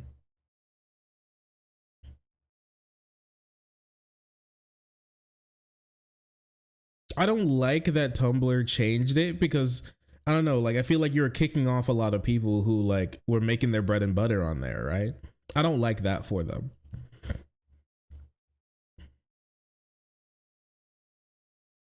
Tumblr is the first place I saw lesbians say asexual lesbians are not valid on a post about different types of lesbians. Yeah, because they're all like 12. They're all 12 or like 32 pretending to be 12. They're like 32 wishing they were still 12. You know what I mean? But anyways. To shit now. In today's episode of Where's Humanity Going to Shit Now, we look at Israel and Gaza, where a bunch of angry old fuckwits are massacring civilians and children as the world watches on. Humanity has clearly gone to shit here, and that's because one of the symptoms of enshittenment is the inability to hold more than one truth in the brain at the same time. In this case, 3 truths. 1. Hamas's attack on civilians in Israel is fucked and a violation of international law. 2. Israel's collective punishment of civilians in Gaza is fucked and a violation of international law. And 3, both 1 and 2 are happening in the context of an occupation which is fucked and in violation of international law. Failure to hold these 3 truths at the same time has been linked to uncritical exposure of the brain to bullshit propaganda, of which we in the media are primary disseminators. Bullshit propaganda has of course been the cause of every major war this century and is thus one of the pillars of the age of enshittenment. The good news is experts regard this case of enshittenment as being avoidable, as demonstrated by all the people calling for an immediate end to the murder of children and to angry old fucks who stoke conflict, and for us to uphold international law everywhere, not just where it suits us. Join us next week for another episode of Where's Humanity Going to Shit Now, where we look at the coming US election. This has been a message from your local government franchise. Thank you, government. I love government. I'm so sorry Netanyahu's from here. Where? And their pics. They're pretty good, yeah. Okay, this video is kind of cringe, but spitting facts. I don't know if it's cringe. It's a good, I don't know, it's just a good little piece. It's a little simplified, but once again, I mean, it says everything that needs to be said. You know? Like bombing civilians, bad. Right? That's pretty bad. Occupation, bad. That's most of what you need to know. And all of this bombing is happening under like an open air prison occupation, which is also very bad. And led to the problem to begin with. It said everything that needed to be said. Netanyahu is from Philadelphia, is that true?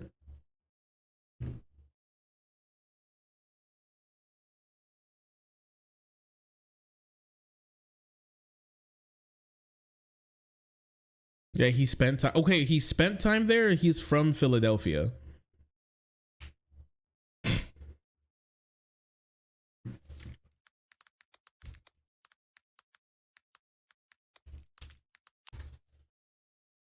He was born in Tel Aviv. Okay, he's not from Philadelphia. Good to know. Moving on. Glad we got that cleared up. For like 6 years in his childhood.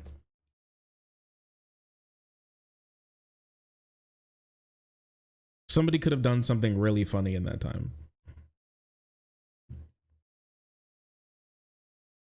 Yo, what happened to Netanyahu when he was in Philadelphia or something? Like, did he apply to art school and he didn't get in? Like, what happened? What happened to that man to turn him into such a demon? Those 6 years caused this? It must have been like that, right? He wasn't bullied enough? I guess so. Yeah, the failed artist arc. It has to be, right? There's very few other explanations to explain why he's such a horrible person.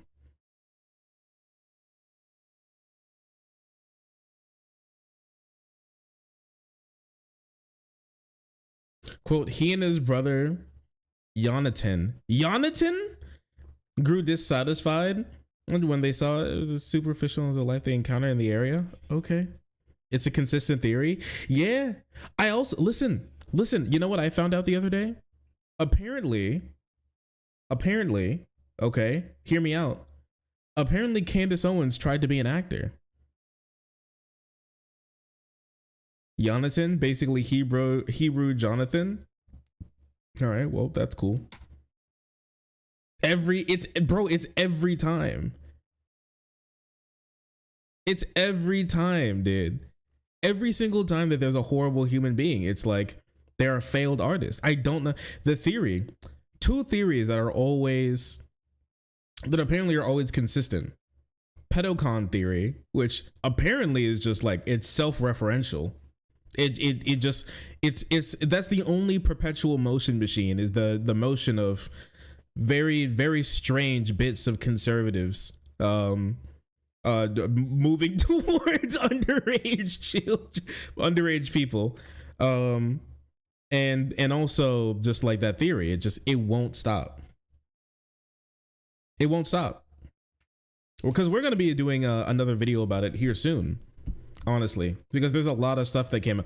I mean, I like there was a whole like Groyper war recently.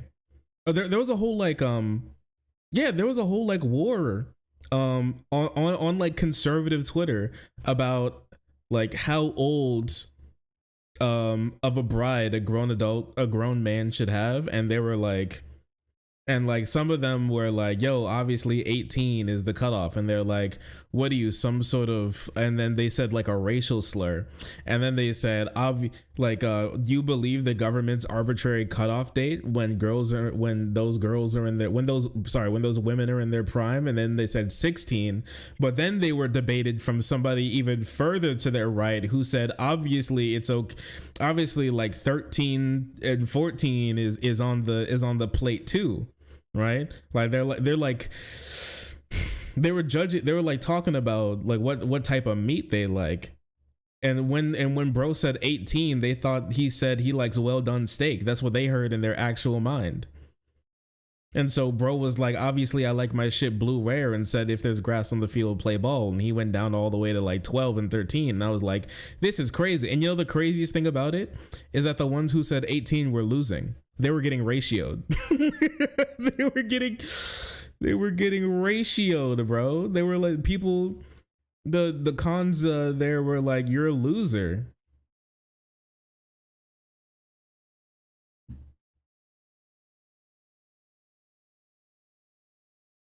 Is it crazy? It is crazy. You never want to lose face and like don't think that these things are crazy. It's still crazy. It's crazy every time I think about it.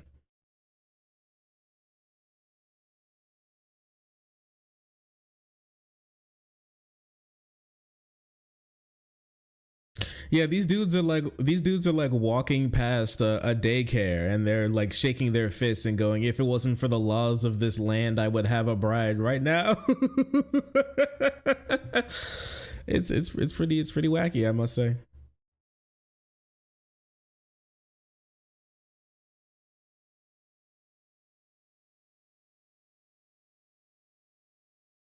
As we speak. All right then. Anyways. Well, frogs, let's get into it. All right. So earlier, I think this is yesterday, 2 days ago, the IDF, Israeli Defense Forces, the defense is doing like a lot of heavy lifting there, but the so-called Israeli Defense Forces, the IDF, released a video in English to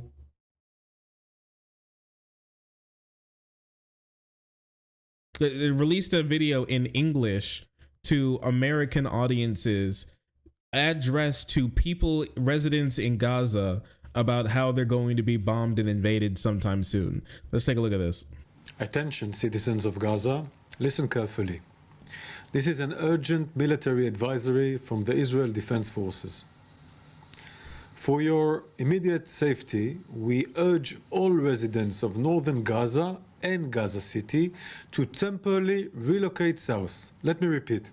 We urge all residents of northern Gaza and Gaza City to relocate south immediately. Why is it in English? Because it's not made for Gazans who speak some dialect of Arabic, more likely than not, or possibly the Hebrew as well. Right? It's not for them. This message isn't for them. In Gaza, there is no, they've cut electricity several times, and they've also cut internet. When this message went out, Gaza had no internet and no electricity. There was no possible way that almost any of them, if not any of them, could see this. And I personally think they cut internet and electricity again after being forcefully pushed to give it back, is so they could do more crimes without people actually knowing and seeing what's going on. We have some satellite footage about what's happening. We'll take a look at that at some point in time here. But yeah, this message isn't for them. That's why it's in English. As for PR, it's for PR for Western audiences to give themselves some plausible deniability that they're not just wiping out generations of human beings in a small strip of an open air prison that they're keeping in apartheid. This is a temporary measure. Moving back to northern Gaza will be possible once the intense hostilities end. Hamas puts your life in danger by placing weapons and forces within civilians' area in Gaza, including schools, mosques, and hospitals. The impending IDF operation. Schools, mosques, and hospitals. That's where they're bombing, and so that's their justification for bombing all the schools, mosques, and hospitals. Some of the oldest, some of the absolute oldest, architecture in humanity, honestly, and for the modern era.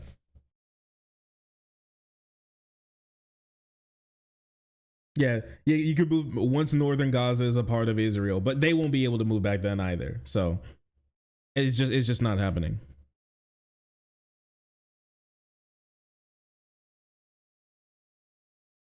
It's possibly true, but even if it is true, you can't just bomb that, Chief. Yeah, so it's a thing where they're like, oh, we have to bomb all this civilian infrastructure. We have to flatten all this civilian infrastructure because we think that they're hiding weapons there, so we have to bomb. The thing is, they're not bombing places where rockets have been fired from. They haven't been doing that. We've shown that they haven't been doing that.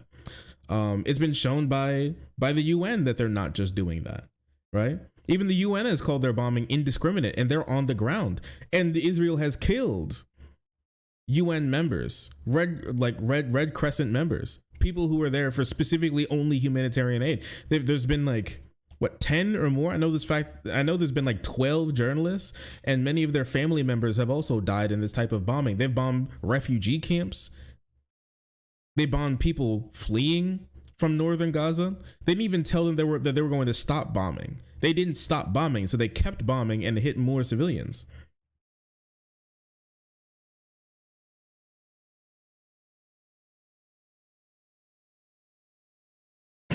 Unironically, this meme: school, Arabic, Hamas base; school, Hamas base; hospital, Hamas base; mosque, Hamas base; building, Hamas base; police station, shop, resort, restaurant, street, house, factory; Hamas base, Hamas base, Hamas base, Hamas base. It's all a Hamas base. The whole thing is a Hamas base. I mean, there've been talks within the Israeli government about like preparing their nukes. Maybe the whole thing's a Hamas base. Listen, you don't know those 3,000 children that they killed. You don't know how many like weapons of mass destruction that they were hiding inside of those children. So they had to blow them up. You don't get it. You don't get it. They're holding hostages. So we had to blow up the entire building that they're in. It makes perfect sense. Is set to neutralize these threats of Hamas with precision and intensity. I want to pause on that right there. Precision and intensity. I want to take a look at something really quick.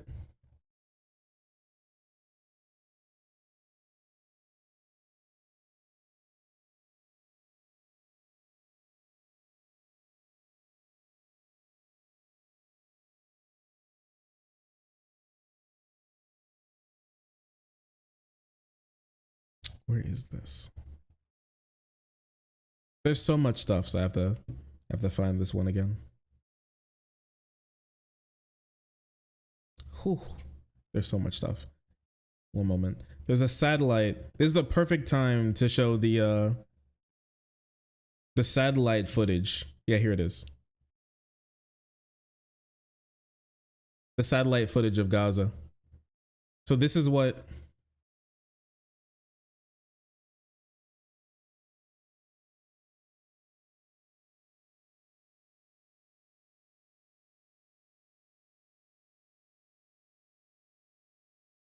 yeah, here we go.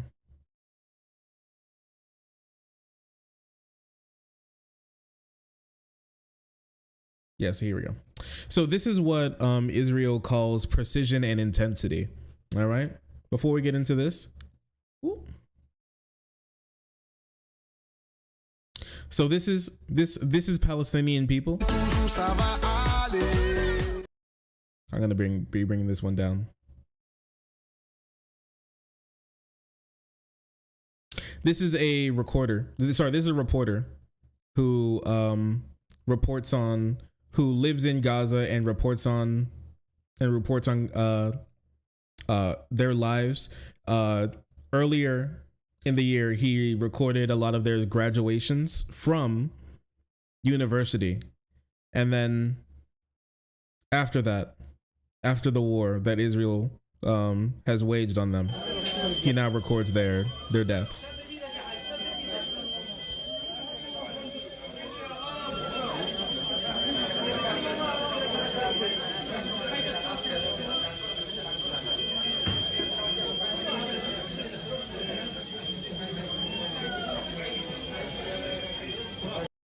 Yeah, it's pretty bad. I can't show you anything that's going on at that hospital. Right now they're being forced to do surgeries without any anesthesia to heal shrapnel wounds that Israel missiles are leaving inside of like people, everyone, civilians, because they've run out of all resources to be able, many resources to be able to take care of them. They have 32 hospitals. And I believe last time I checked, 23 are still operational. The other ones simply aren't. Like babies in incubators, pregnant people on dialysis, all those types of people are simply just perishing because they have no access to. When Israel cut like water and electricity and power from a lot of these places and gas from a lot of these places, they just simply died right on the spot. They just died with no care about any of that. Anyways, this is a little map. So once again, just keeping on that precision and intensity. I'm not sure if they really kept up with the precision promise, but they surely have when it comes to the intensity. This was this is ooh, let's let the bot say it. Beit Hanun. Beit Hanun. All right. Which is a city close to the northern border of Israel. 4 or 5-story buildings in various stages of collapse. So this is what it looked like before Israel's bombing. And this is what it looks like afterwards. This is what we call precision and intensity.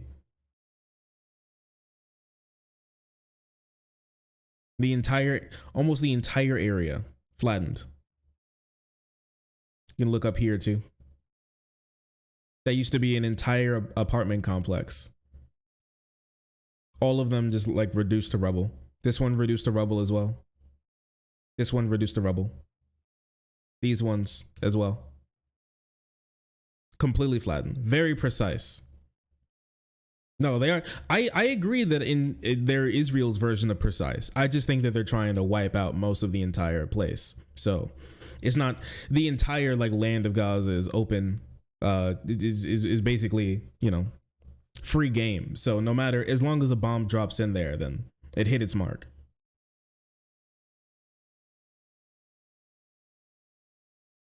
Don't really miss. Yeah, they're not trying, like, they're trying to kill someone, and as long as it does that, I think they'll call that a win. This one as well. This is what the city looked like before Israel started its bombing campaign, and this is what it looks afterwards. An entire neighborhood, several blocks, just completely razed to the ground. That's the precision. You can even see like the debris from. They're blown up so bad. You can even see the debris from these buildings, like hundreds of yards, probably maybe even thousands of yards away from where the buildings actually were. Just like that. You can see these here, this neighborhood completely just decimated, gone, does not exist anymore. This entire area here, that's what it used to look like. Gone, doesn't exist anymore.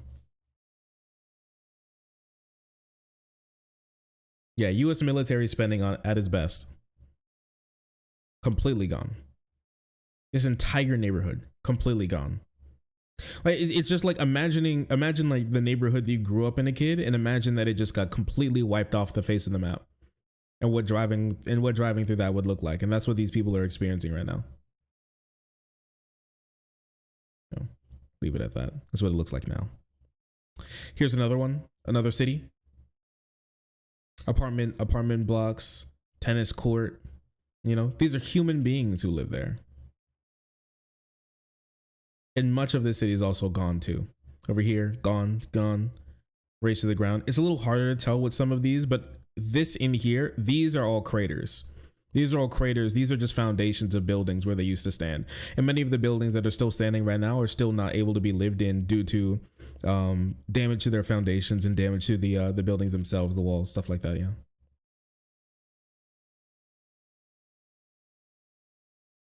Cannot exist anymore.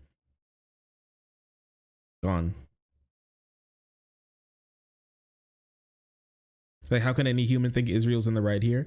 It's just because they think due to that attack, any response possible. It's the same reason for why people thought that invading in a completely different nation than where the terrorists came from in 9/11 was just valid, and it was fine, because any single action that Israel takes after this means that they're just in the right, or they can chalk it up to like a trauma response. So that's why they had to start just throwing bombs. They can't think rationally, so they have to just start throwing bombs, or they think that it's just perfectly fine, or they think that the people in Gaza just simply deserve it.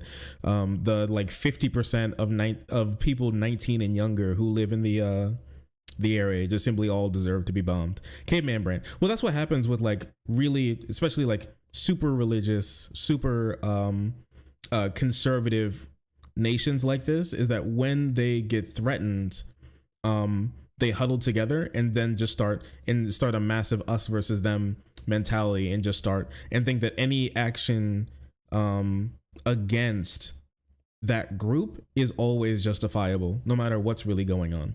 And now this isn't everybody in Israel. Once again, there are a lot of people who are fighting back against Netanyahu and everything. There have also been reports of like the Netanyahu government cracking down on people and watching their social media posts. And some people have even reportedly, I'm not sure how confirmed it is yet, have been arrested for their social media posts that have, after they posted or liked stuff in support of Palestinians against what Israel's doing. But here's another like complete neighborhood wiped out.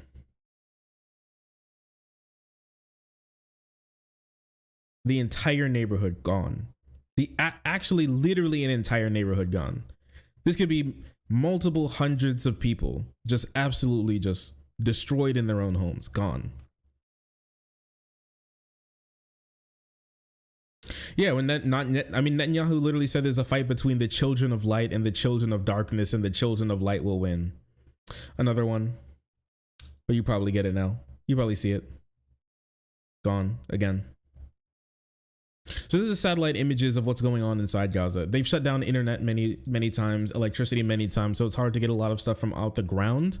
Snapchat maps, you can see a lot of stuff going on in there, but I think satellite imagery kind of gives us the best, like one of the best looks at what's going on a sort of like countrywide or like resident wide level of the level of destruction. I mean, like we can put this into example.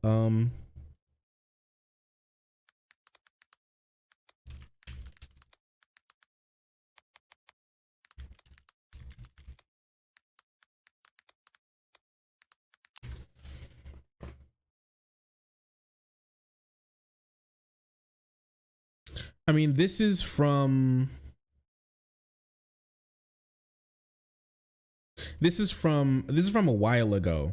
Okay, this isn't even from like right now. This is the 12th. So we're multiple weeks away from this. Okay, but the 12th, when the war that Israel was waging on Gaza civilians was less than a week old. Okay. Israel dropped 6,000 bombs. 6,000 bombs.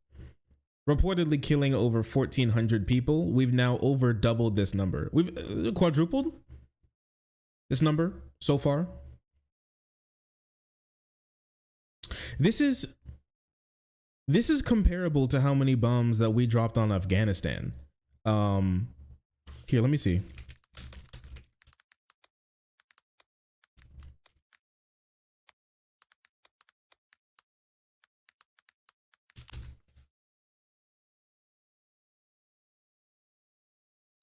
Yeah.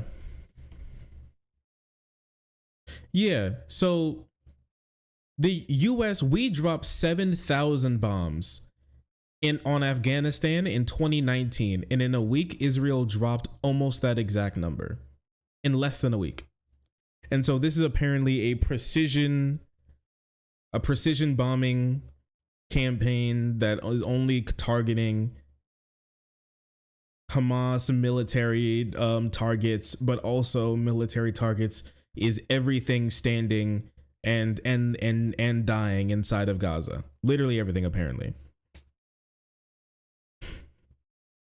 Yeah, precision, like a carpet. Yeah, carpet bombing.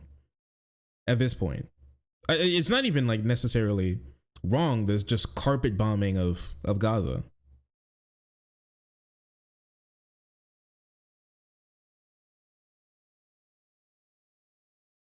It's double that in miners alone. Yeah, it's over double that in miners alone at the moment.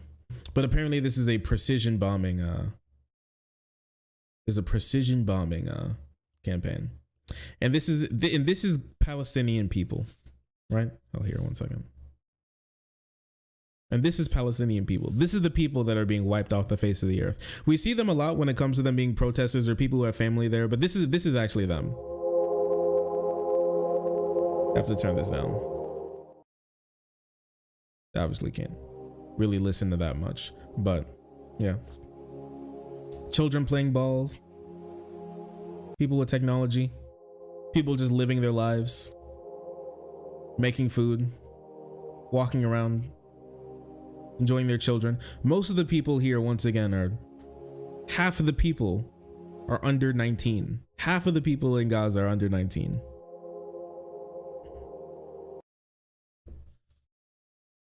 And that's what happened to their homes. Some of these people, a good chunk of these people may not be alive anymore. It's very possible from what's been happening.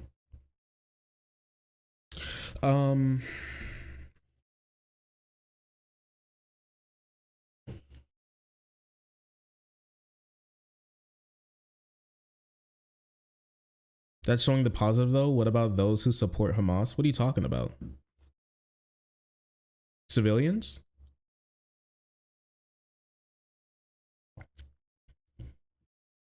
Is that what you just mentioned? That's the positive though. What about civilians? Don't they deserve to be bombed? What? Is that your question?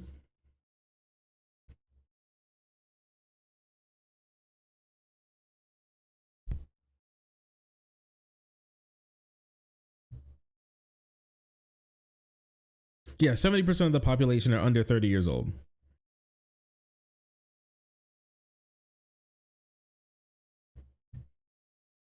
And the thing is, they can't even vote for Hamas anymore. Like there hasn't been an election since what, 2012? 2008? 2012? They can't vote for Hamas. No one can vote for Hamas. There hasn't been any elections. It's not possible.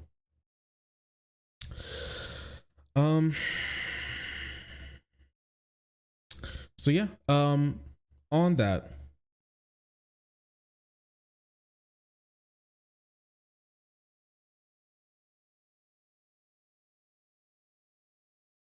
a little while ago, the UN chief secretary general shocked by the misrepresentation of comments in row with Israel.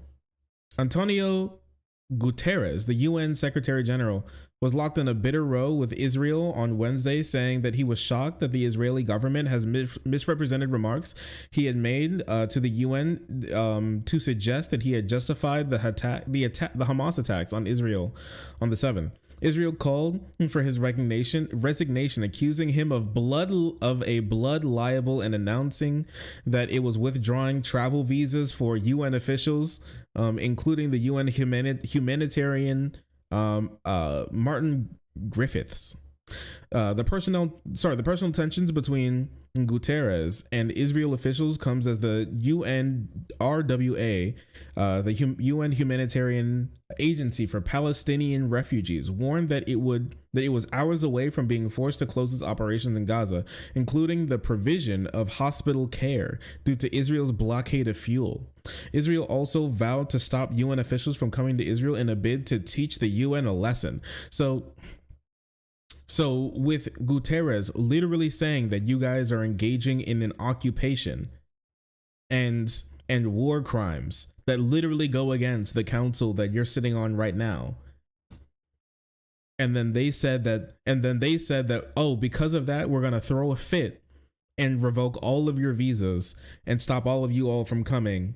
All right. And if you think that was bad enough, the fit that they were throwing, I want to show you something that's possibly, I'm not sure if I want to say even worse, but more insane. And it's something that I really want to talk about really quick. Okay. And it's this. Take a look at this. So this is Israel at the UN today. Today, this happened. Okay. This is very recent news. A couple hours ago. Today, after innocent Jewish babies were burned alive, this council is still silent. Some member states have learned nothing in the past 80 years. Some of you have forgotten why this body was established. So I will remind you, from this day on, each time you look at me, you will remember what staying silent in the face of evil means. Just like my grandparents and the grandparents of millions of Jews, watch this. From now on, watch this. My team and I will wear yellow stars. I'm not joking with you. They're saying for the rest of the time that they have, the entire UN delegation, they're gonna pull them out of their pockets and off of their desk and put on fake stars of David that have never again on them. Are you kidding me? I mean, it's very poignant because they're fake stars of David that they put on there themselves. At least in that case, it really makes some sense. Mozambique, look at the Mozambique representative. Like, what the fuck? That is pretty true. I can't lie. Mozambique is like, damn, you really are on some bullshit right now. Huh? Disgusting. It is crazy, right? And here's the big thing is that the Israeli government loves to do this because it's really easy to control their people when they stoke fears like this. Every single threat to Israel's regime and occupation of Palestinians and their open air slave camp that they're like keeping, open air prison that they're keeping. They're going to hit back at, well, the Holocaust was bad, or like, oh, this is literally just like the Holocaust. They have to bring it back to that every single time because they have nothing else to stand on besides stoking fears about like the Holocaust and making people scared again. Keeping that wound open is always great for these types of regimes because it allows them to control through fear. Fear and anger are two of the strongest emotions that that governments can lean on to do whatever they want. And if you have a population that's scared, and if you have a population that's traumatized, and you have a population that's always looking over its shoulder, you always have a market to sell whatever you want, to tell them that you can take away that thing that they're scared of. But the thing is, it's never going to go away, because the next one is always exactly the same threat as the Holocaust. It always will be. And by this, it's minimizing the Holocaust, but it's okay because they're bringing down the scale of destruction that the Holocaust was, and they're bringing up the scale of destruction of anything possibly threatening their specific hold on the regime of Israel. So it's always beneficial for them, no matter the historical cost of what they're doing, because what they're getting is the short-term benefit of remaining in office and doing whatever they want and collecting money and keeping the populace in line. That's always important. Oh yeah, isn't like Netanyahu like a Holocaust denier, because he's also a Holocaust revisionist? Doesn't he believe something absolutely insane about like the Holocaust, right?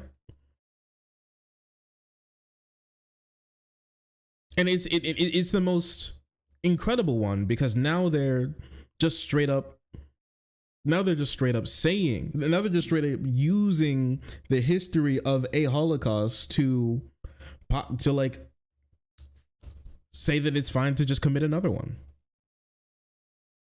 Oh yeah, he believed that like Hitler went to the Arab world and went to like the Saudi crown prince at the time and was like, yo dog, I love Jews. What do you think? And then like the Muslims were like, bro, we hate the Jews. You gotta stop them. And then Hitler was like, damn, this motherfucker's spitting. And then he went back to Germany and did the Holocaust. That's what Netanyahu that's what Netanyahu actually thinks about what happened. He genuinely is just wildly like Islamophobic and just hates all Muslims. And so he even blames them for the Holocaust. And so that's why it's okay to do all of these things to them, because they would have just done it to us.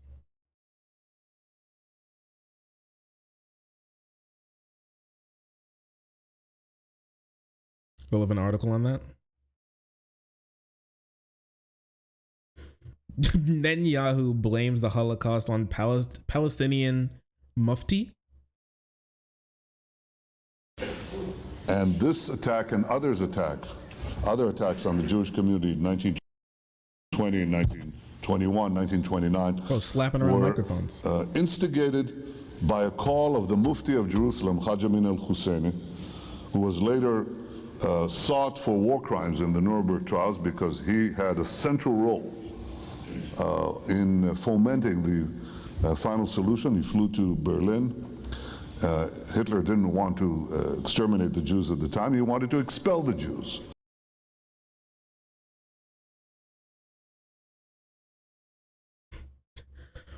Muslims flew to Hitler to convince him to do the Holocaust, because Hitler was like, I ain't all about that extermination shit. And then he was like debated into killing all the Jews because the evil Muslims were in his ear telling him to do it. He's not even trying to hold in his racism. It's crazy. It's crazy. And Hajj Amin al-Husseini went to Hitler and said, if you expel them, they'll all come here. So what should I do with them? He asked. You said, burn them. And he was sought in during the Nuremberg trials for prosecution. He escaped it. Later died in cancer after the war, died of cancer in Cairo. But this is what Hajj Amin al-Husseini said. He said, the Jews seek to destroy the Temple Mount. My grandfather in 1920 seeks to destroy the Al-Aqsa Mosque. So this lie is about 100 years old. All right, well, there you go. He's unironically doing what the Nazis did to the Jews. Yeah, Yeah. It's almost like authoritarian regimes have a common motif that they use of lying and using fear and bait to convince people that the crimes that they're committing against humanity are actually are actually incredibly fine and actually intrinsic to stopping more crimes from happening. Just a part of the world we live in. We have to keep doing it. You have to keep people afraid, because if they're not afraid, then why would they jump with you to such rash ideas if they weren't completely completely and 100% on board with your lies, right? Why else would they do it?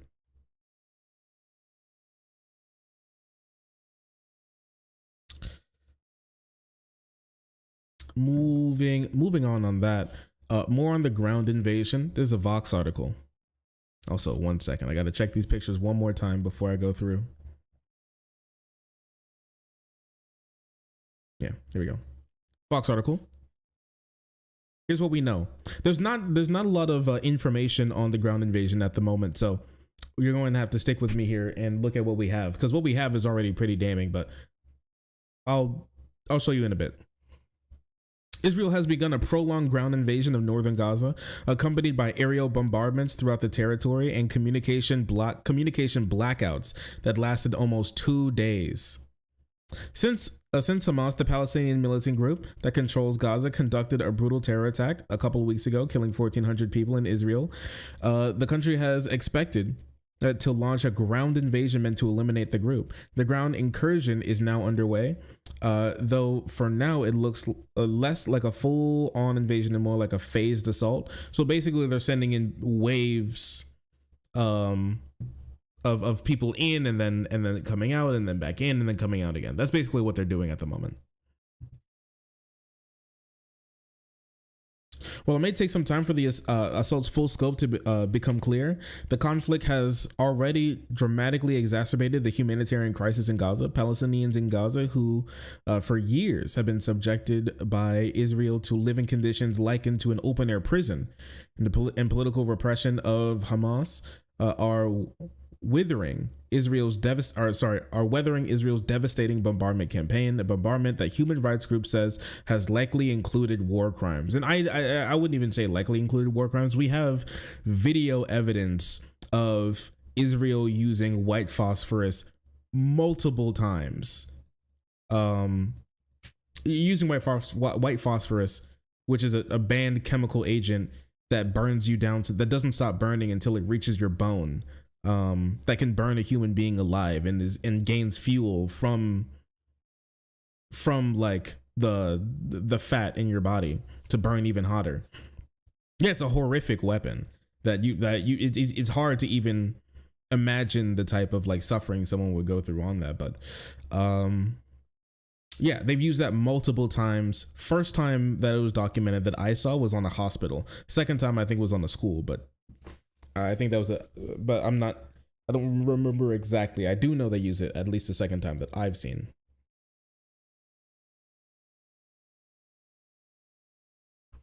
Right?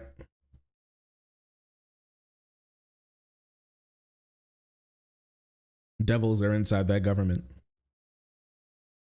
Yeah, white phosphorus, a demonic weapon. I think that puts it really well. Here. The IDF described the operation on Twitter. So this is like one of the big things, is that they're conducting a genocide on Twitter. It's quite remarkable what Elon's Twitter is up to these days, saying that combat forces, including infantry, have been involved in a ground operation in northern Gaza since Friday night local time. This is a war at multiple stages, the lieutenant general of the military says. In a video addressed to Twitter. Today we move to the next one. So this is, once again, if you're wondering why this stuff is put out on places like Twitter, is because this is a war. This is a war of information as well as a war of weapons. Israel is able to easily win the war of weapons on Palestinian civilians. It's really hard for a 5-year-old in like a stroller to be able to fight back against a Hellfire missile, but it's less difficult for Palestinians to just show people what Israel is doing to their people. And that's why a lot of the communications are down as well, because if you take down communications, it's much harder for that type of stuff to get out.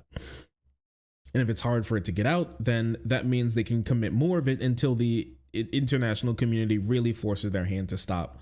And until that happens, they have no plans of stopping.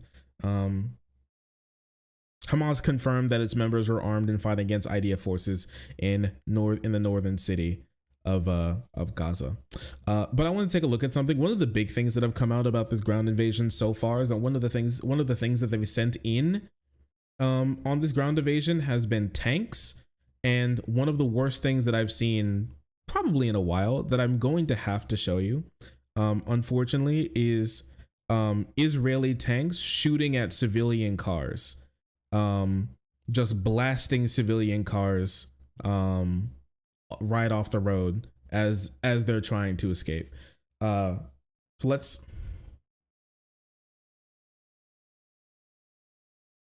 one moment.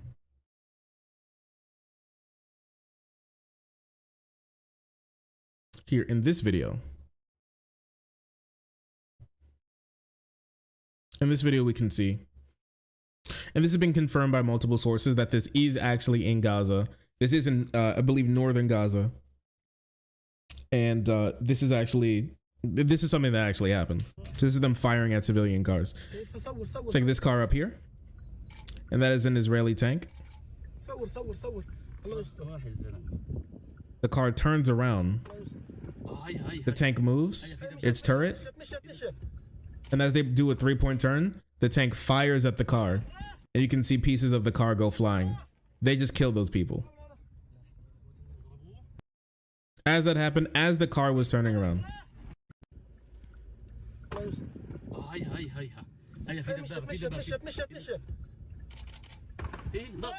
Blowing the car right off the road. And so that's what's going on in their ground invasion at the moment. Once again, just so you know, precise attack going on right there. Very precise. Just to blow up civilian car. There weren't even like, you don't even have the plausible deniability that they were just like gunning towards the tank or something in some suicide bomber attack. You can't even like make that up. It's just, they were turning around and leaving. And while they were leaving, they got a beat on them and just blew up their car before they even had the opportunity to fully escape. But as their backs were turned, there could have been children in that car, anything. And I have proof that this is from that this has been talked about so far. Video appears to show Israeli tank firing at car in Gaza. A car was fired upon what appears to be an Israeli tank on the outskirts of Gaza City. An eyewitness told NBC News on Monday as a major ground offensive in the Palestinian enclave drew more international calls for civilians to be protected. The driver in the white car saw the tank at the last minute, he said. He was close to the tank and the bulldozer. He stopped his car to go back, but he was targeted before driving. The video is shot by Yusuf Al-Saifi, a local journalist who was traveling with him. Shows the white car moving ahead of them down the road. As their vehicle slows down, the white car slows down and starts to turn around. Just as it starts to drive down the road, it explodes and black smoke erupts from the ground. I read 2 kids were in the car. Would not be surprising. Once again, most of the Palestine's population is incredibly young. A local journalist as well had something to say about this. A law professor had something to say about this as well. The IDF was not shown any proof that the civilian car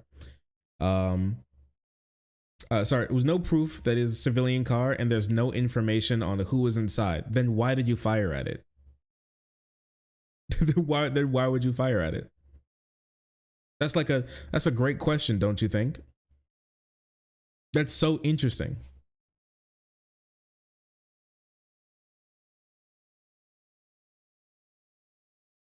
Israel's Prime Minister Benjamin Netanyahu defended the expanding ground operation in Gaza, saying that military pressure improve chances of Hamas releasing more hostages. So we have to keep doing this because they're definitely going to release more hostages, right? That's why we must keep firing on them.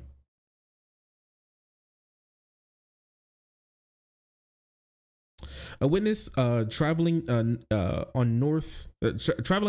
North Gaza saw 2 Israeli tanks and a bulldozer, and this is basically the same situation that we're talking about, of them blowing up that car. Major Danier, a spokesperson for the Israeli army, said that the soldiers have no way of knowing who is a militant or who is a civilian, and that they all use the same cars. The Israeli Defense Forces were not shown any proof that that it was a civilian car and has no information who was inside, Danier said. Terrorists use civilian cars and infrastructure, so we just have to blow up all of them. And so that's basically their excuse that they're going to use for blowing up everything and anything inside of the Gaza Strip, because I mean, we have no clue if it's like used by Hamas. Remember how they said that they're precisely targeting Hamas? And so now it's, oh, we can't precisely target Hamas because civilians and Hamas look the exact same. So instead of that, we're just going to blow up everything, or we're okay blowing up everything or anything inside. Hey, baby. Going somewhere? Goodbye. Okay, I can eat some tortellini.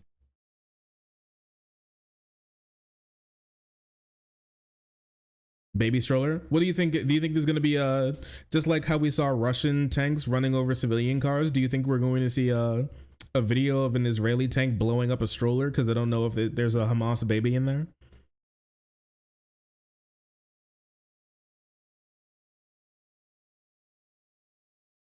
The car was turning back. The car was actually turning around.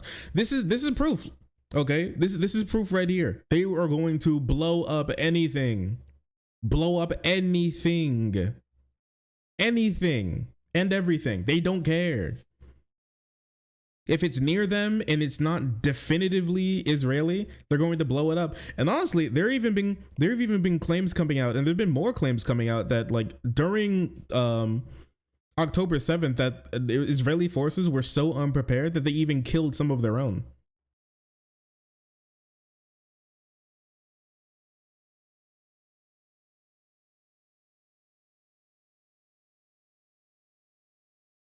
So you have no clue. Oh, we have no clue. So this is just like so we all are on the same page. This is confirmation of a war crime.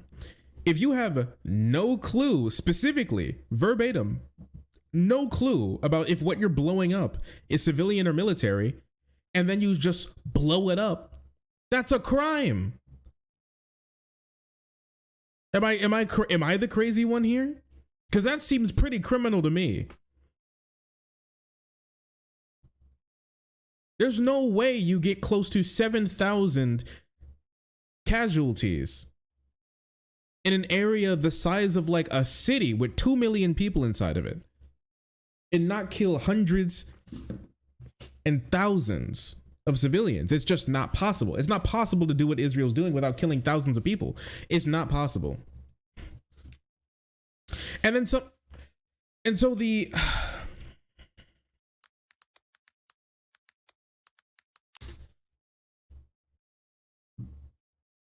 so this is even like yesterday. This was yesterday. And once again, hundreds of bombs are dropping on Gaza every single day. Gaza receives largest aid shipment so far as deaths top 8,000 and Israel widens military offensive. So Israel said, oh, that's not enough. We're not done. 8,000, we got to bump up those numbers. We're not done yet. They've killed 8,000 people. Minimum 3,000 are children, as reported so far. And the thing is, you'll see, okay, if you start talking about this, you'll see something. It's going to be like bigger and bigger, how like people who support Israel's genocide of Gaza, of Gazans, okay, you're going to see a lot of them say something, and you'll see a lot, okay, what it is, their new cope for, since they've lost the information war on the front of, oh, they're just specifically bombing They're just specifically bombing Hamas outposts and everything. And then, but like a lot of them support Hamas. So that's why they're still there and protecting them. And that's why they're dying. They backed off on all of that because that's been proven to be a complete lie. Now the argument that you're going to hear is that, those numbers of civilian casualties or just casualties in general are from the people who run Hamas and who runs Hamas. Sorry, from the people who run Gaza and who runs Gaza. That's right, Hamas. So they're all Hamas numbers. So Hamas is just simply lying about everything, and Israel's doing perfectly fine, and that's why it's perfectly okay for them to continue going, because you're only running off of terrorist numbers by terrorists that want to make Israel look bad because they hate the Jews. And so every single bomb that hit and every single piece of shrapnel that's gone down has hit a Hamas member, or somebody who supports Hamas, right? Definitely, completely, 100%. That's what's going on. That you're going to see that, okay? And let me tell you, here's what kills that argument. These aren't just numbers from Gaza, and these aren't just numbers from Hamas. Israel keeps a total of how many people it's killed, and it's about the same number. It's not the exact same number, but we'll never know the exact amount of people who are killed in this tragedy. We may never know, actually, the exact amount of people who are killed. It may be simply impossible with the level of destruction that Israel is doing. It may not. With the amount of bombs that they're dropping, in many instances, there aren't any bodies to count. So you just have to. So they may have to guess if this person left, got disappeared, taken back to Israel and is kept in a cage somewhere, or is somewhere under a massive amount of rubble to never see the light of day again. We just don't know. Right? But Israel keeps account of how many people they've killed. The only difference is Israel calls every person they've killed a terrorist instead.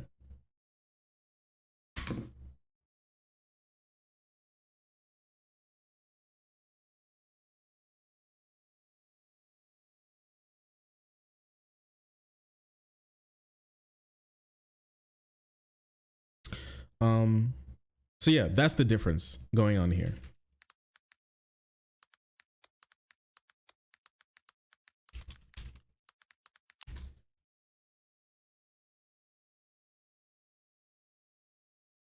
Oh man, what the fuck?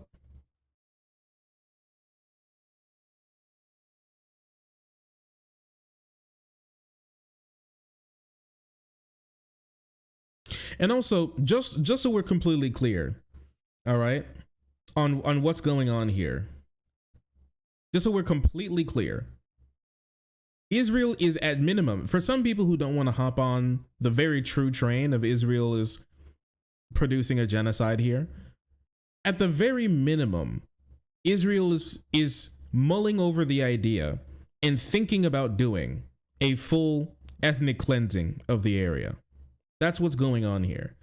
And the proof of that is also how the Israeli ministries, their intelligence ministry, is now working on concept drafts of relocating, ethnically cleansing Gaza and moving them from Gaza into Egypt, right? Moving them from Gaza and into Egypt's little peninsula there, attached to Israel and Gaza. That's their plan right now. That's one of their working ideas that they're mulling around. They're tossing back and forth about actually genuinely ethnically cleansing an entire area and trying to push them into another country. A form of genocide, yeah. Ethnic cleansing is indeed a form of genocide. So yeah, once this is 100% confirmed, at least they're mulling over the idea of just straight up genociding Gazans and Palestinians off of that area. That's their plan. And it's proven by the Israeli ministries, intelligence ministries, mulling over the idea and thinking about it, and already pushing Gazans from the north half of their open air prison that they're allowed in to the bottom half, closer to Egypt. It would make sense that they would then push them again and then push them further and then try and push them into another country. It'd be one of the largest scale humanitarian crises that I've probably lived through. Honestly, that I probably lived through as a grown adult. that I know of.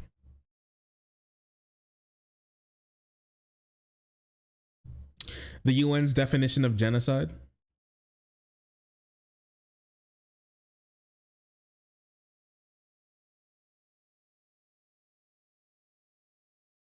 Yeah, we can look through this sometime. Can't at the moment, but yeah.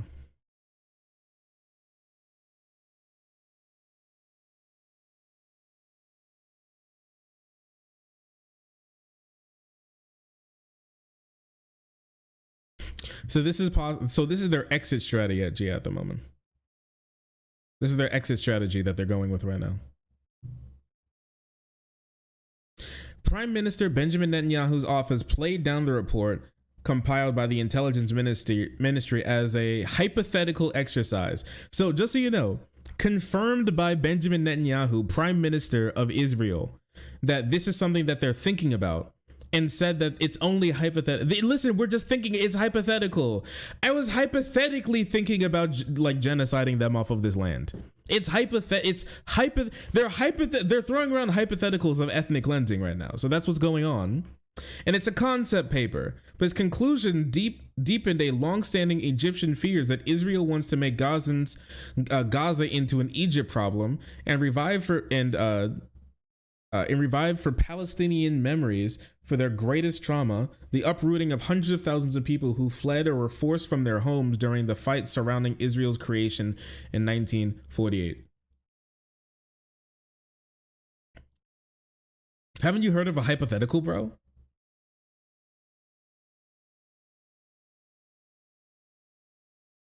Shark, what would be your solution for the war? I don't know. I'm not like a Middle East expert, and no fucking streamer is. But if I'm gonna be completely honest with you, if I had complete reign over the world, I would for one, and I hate to say it, but I would pluck the United States and Germany and the UK from the UN, and they wouldn't, and Russia from the UN as well. None of them would be able to participate in the United Nations, period. And then the United Nations would then surround and blockade Israel entirely until it's submitted all like political and economic and military control of the region, and then the UN would just designate the entire region as like a religious historical land, and then they would work on repatriating Gazans and Palestinians to their homes that have been taken, and work on building more housing in the area, and just be like an eternal peacekeeping force in the entire region. And it wouldn't be a state it wouldn't be a state at all. It would just be a UN designated religious historical zone, period.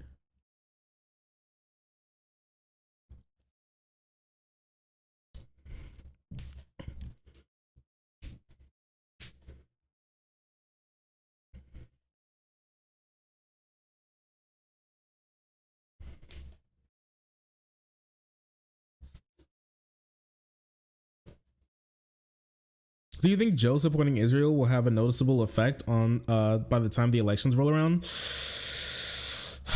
I think so. I think so by some degree. I really do.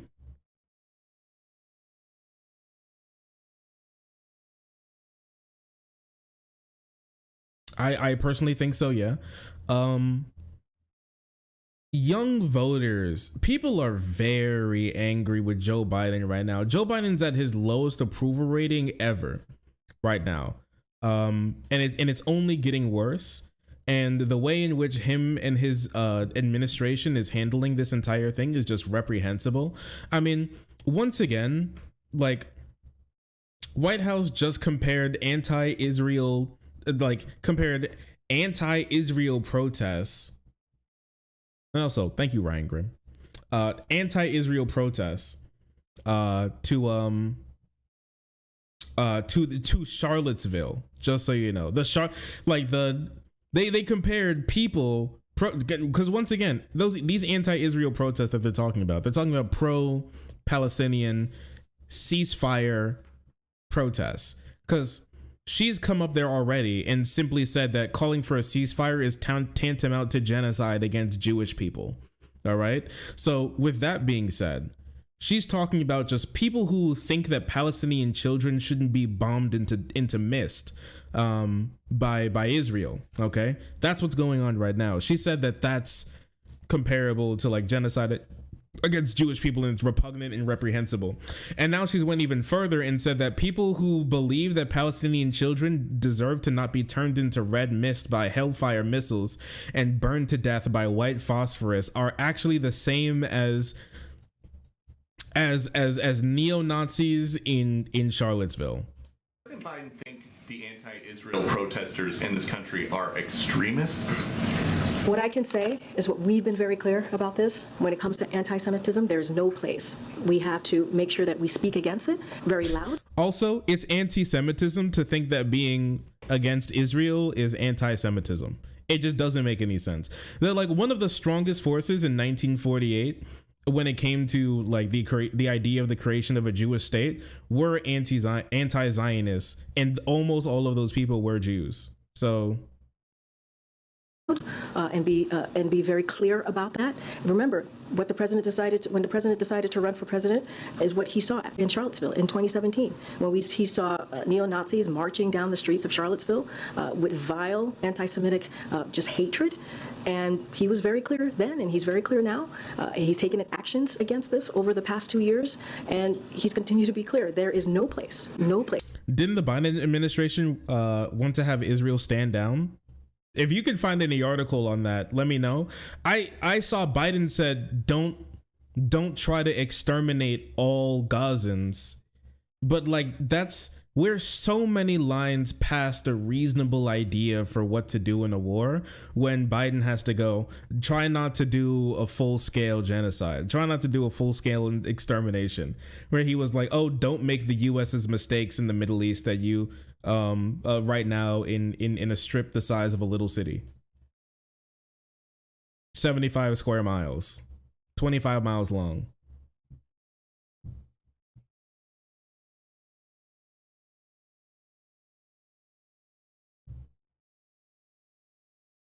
Biden says stand back and stand.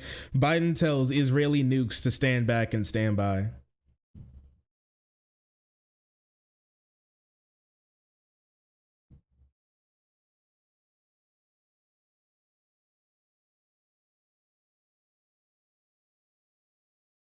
Isn't it smaller than New York City? I think it's about the size of Chicago.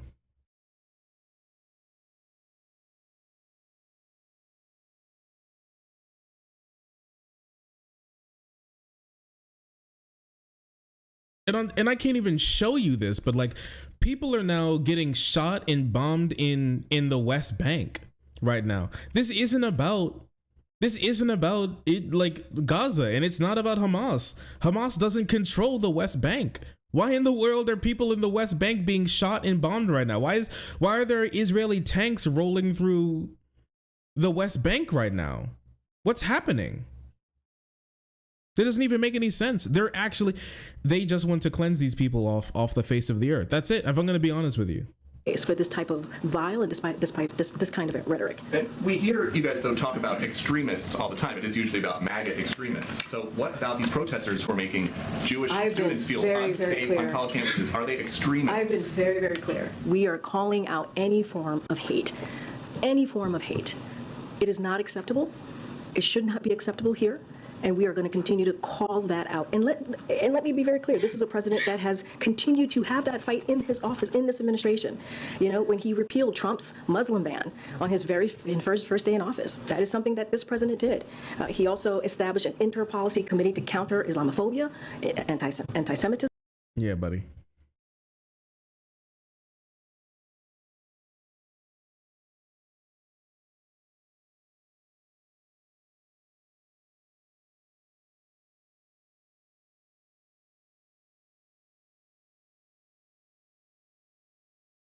No, you're not.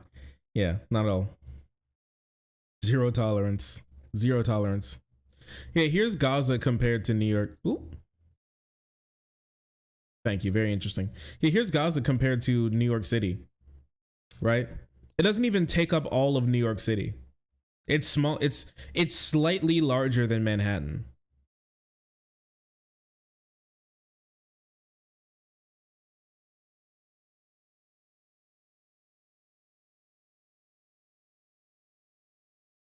Right? It's just crazy. It's just crazy. I mean, I remember when the IDF shot in the throat a Palestinian journalist, and this is what happened to the people who were mourning their death. Buses of Israeli citizens were then sent to the neighborhoods of the people that were protesting this woman being indiscriminately murdered, and they just ran to their homes, kicked in their doors, and put in their things, and then the Israeli government said that it's their homes now. So while these people leave people in the West Bank can't even leave their homes in peace. They can't even leave their homes in peace. And in Gaza, they can't even leave their homes in peace, because if they do, a bus could show up, and then you could go home and there's going to be someone new living in your house, and then an IDF officer will pop you in the skull and say and somebody will drag you away and say that it's now Israel's house, and an Israeli is living there.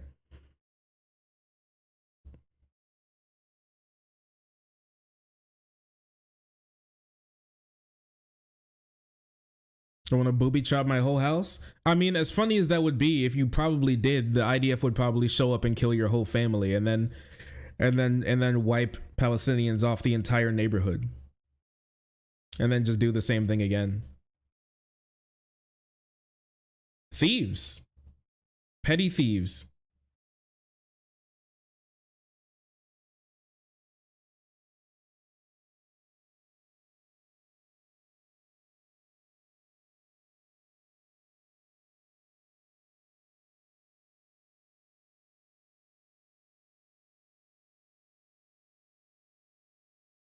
All right. Moving on from that, the big thing about this is that the idea of that this is going to stay as a small war too, I think with the IDF saying that they're going to be completely allowing an entire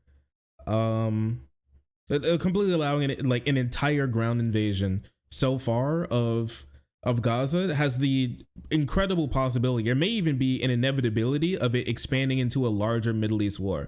What Israel is doing right now could easily expand into a massive Middle East war that is impossible for the US to not be involved in as well.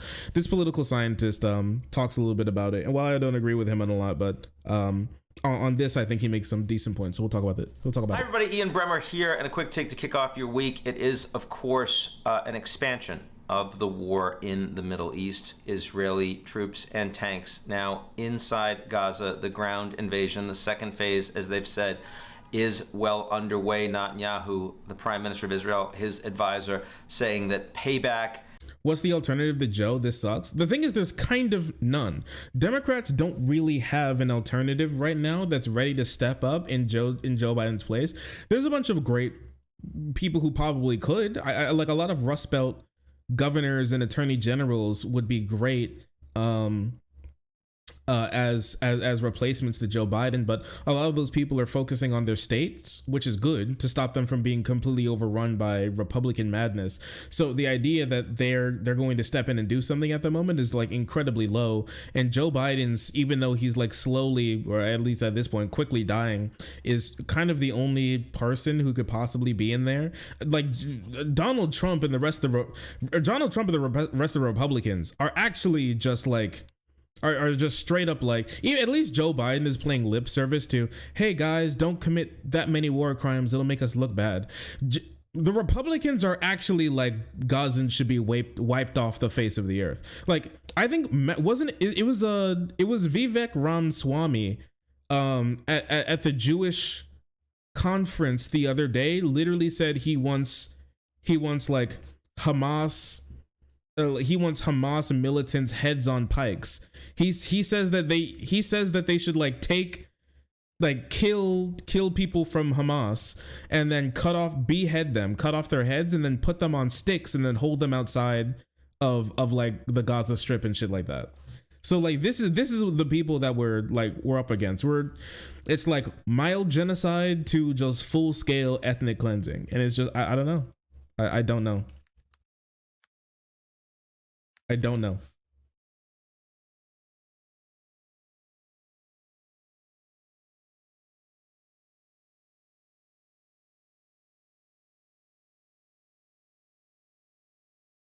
Just so you know, what he's going to explain here is an actual genuine ISIS tactic. This is something ISIS has done.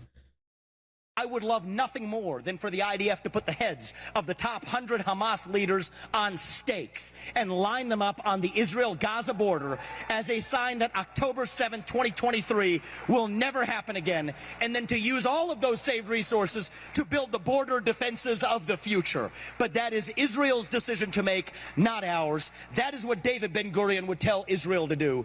That is what George Washington would tell the United States to do. So yeah, he's like, Israel should just become ISIS, but worse.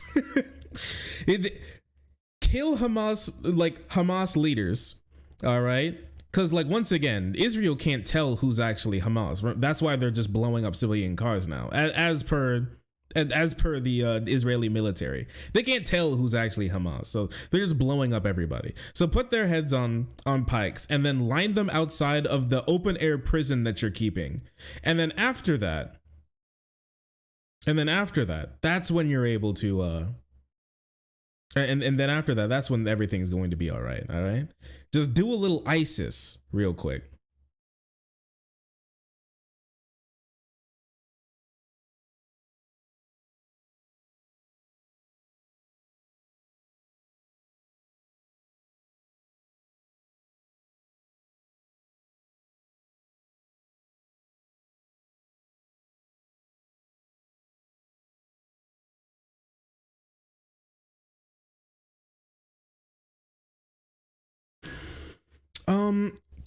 If anybody has this, can you find that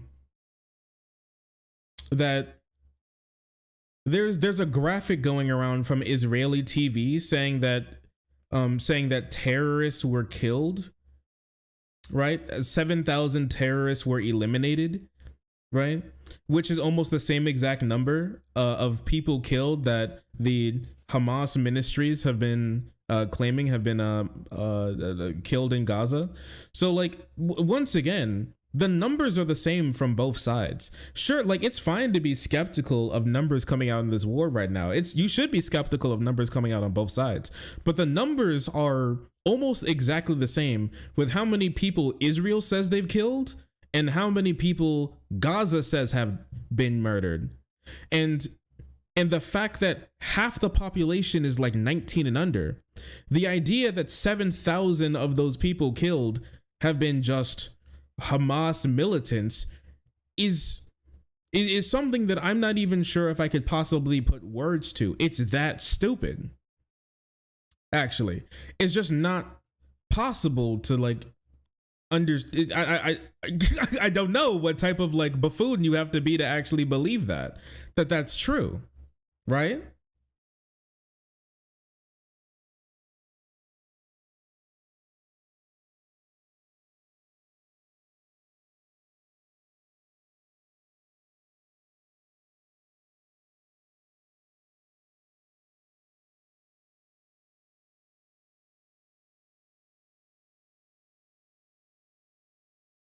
Yeah, there's people on Twitter who've posted it. I would really like another source, like a more confirmed source on this. At least a news publication that would want to stick their reputation on posting it. Is really what I'm looking for, right?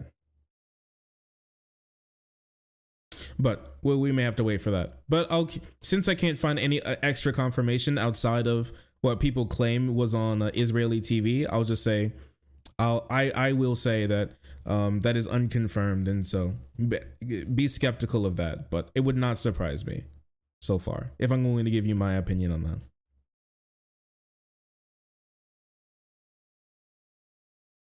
Right? Moving into this. Has begun. It is, of course, retribution for Hamas terrorist attacks, killing 1,400 Israelis, mostly civilians, on October 7th. And since then, the number keeps going up. Over 250, it looks like, total hostages having been taken and still mostly being held by Hamas in Gaza. This is a horrible tragedy on journalists. I mean, yeah. So this is journalists, followed by Haaretz, which is a news publication. Israeli TV running at counter fatalities in Gaza, most of whom are civilians and many of whom are children, under the headline "Terrorists are eliminated."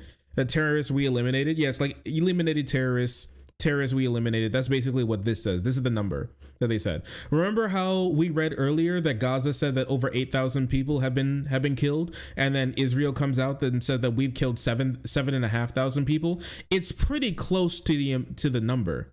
These numbers are quite close together. Israel is in confirming how many civilians that they've been killing here.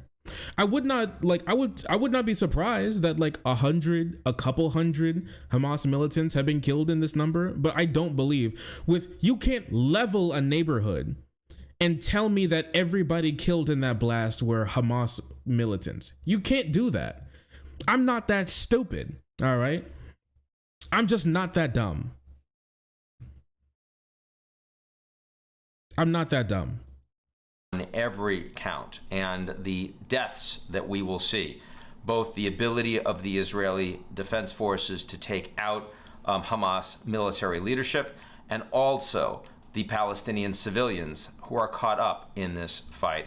Those numbers, those death numbers, are going to go way, way up over the coming weeks. And I now believe we can no longer contain this war in Gaza. That was perhaps mostly possible in the past couple of weeks. It is so no longer. I think the level of radicalization and violence that you will see on the West Bank from the Palestinians, and in return from the IDF and the settlers, also from Hezbollah in the north, and from Iranian proxies like the Houthis in Yemen and elsewhere, Iraq, Syria, that is going to be a reality in very short order. And the United States... Yeah, which is completely true. I think Iran said they would do something if Israel would do a ground invasion. Hezbollah said that they may want to step in as well, but Hezbollah is dealing with a lot of stuff with Jordan's increasing economic crisis. We talked about that earlier in the year. So yeah. States will be involved in that war. In that regard, very different from the Russian invasion of Ukraine, which almost 2 years in now, and a massive amount of military support and expense from the United States and allies to support the Ukrainians, but no fighting, no direct fighting of American soldiers. Already, we have over 20 U.S. servicemen and women that have been casualties of Shia Iranian proxy strikes in the region. Those numbers expected to go way, way up. Also, anti-Semitism attacks. Already, people aren't talking about that. 20 Americans have already been killed in strikes, in fighting in the region. 20 American soldiers, all right? That's a lot of American soldiers. If we're going to be honest with you, 20 American soldiers dying in 3 weeks, that's a lot. We don't lose troops like that. Even out in the decade that we were fighting in the Middle East, what, 5, 6, 7,000 servicemen and women lost their lives in that fighting, were killed in that fighting, right? So like 10 years and like 7,000, 20 in like a couple weeks that's a lot. That's a lot. And like some of the most intense fighting that you could possibly imagine, like over the course of like over a decade, that was going on. So yeah, it's over like what, 20 years? Sorry, not a decade. Sorry, 20 years, 2 decades. I'm so sorry. Apparently it's a little late for me. Yeah, over the course of like 2 years. Sorry, 2 years. Jeez, 20 years. Two decades. We lost about 7,000. 20 in a couple weeks is massive. It is a massive failure by American military top brass. It is a lot. That's really bad. Like even just a couple, one serviceman dying can like really harm a presidential run. I mean, like think of Benghazi. How many Americans died in Benghazi?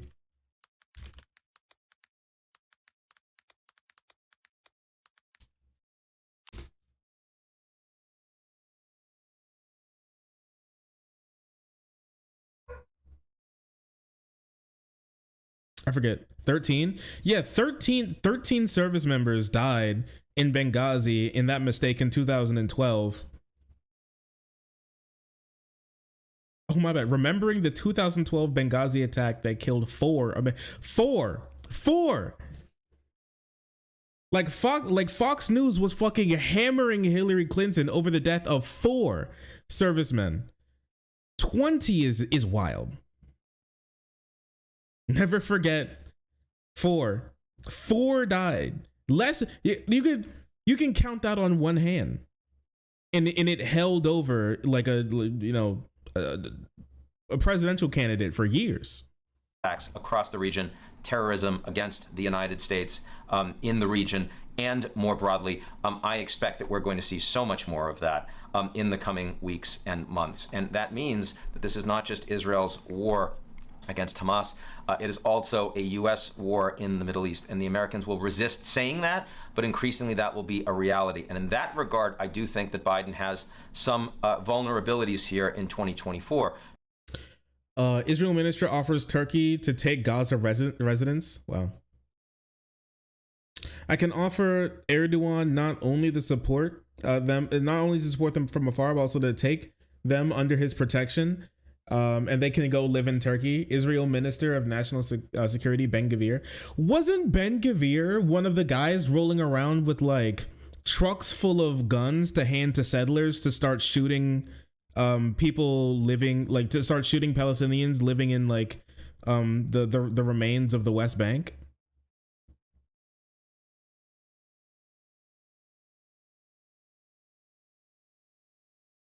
They handed out weapons in the West Bank. Yeah, he was handing out weapons to settlers in the West Bank to protect themselves from Hamas. Yeah, okay, buddy. Sure. I bet that's what was going on. Yeah, I bet Hamas they're really strong in the West Bank. That's why all those people had to be shot. That's why you need to hand out indiscriminate firearms to anyone and everyone. Anyone who's Israeli and specifically Jewish that you can get your hands on. He called for the assassination of the previous pro-peace Israeli president too. When are we going to learn that Israel is simply a far-right genocidal like terrorist state? When are we gonna finally understand that? Trump is going to say no new wars started under him, and now you've got 2 wars, Russia invading Ukraine, and now you've got this Middle East crisis under Biden. And most Americans, even though they support Israel, though certainly not all, and a majority of Gen Z in the U.S. does not, but a majority overall do, a majority of the U.S. does not want to be involved in a new war in the Middle East. And that, I think, especially a war the Americans have sort of like found themselves engaged in, as opposed to actively said, we're fighting and here's why, that I think is going to go over badly for Biden in 2024. Still a very, very close race, of course, and you see that. But for the near term, we're focused on the impact in the region, the reality that relations in the Gulf. He's literally doing, oh, you want to take care of these homeless? Why don't you invite them into your home? It's more like, oh, you don't like me walking the street and shooting homeless people living in their tents? Oh, how about you allow them to all live in your home? It's more like that. It's not. It's less of you care about them. It's more of, oh, I'm going to be killing all of them. But if I guess you don't want me to, you can take them. And so I won't be able to reach them. It's way harder for me to kill them if you take them. So I guess if you care that much, you can step up and do that. You can step up and save them from me if you want.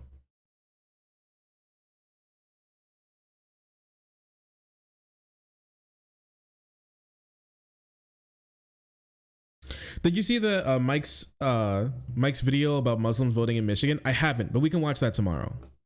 You can watch that one tomorrow, definitely. But yeah, the war has obviously a massive possibility of expanding with how absolutely upset, obviously, people are with what Israel is doing.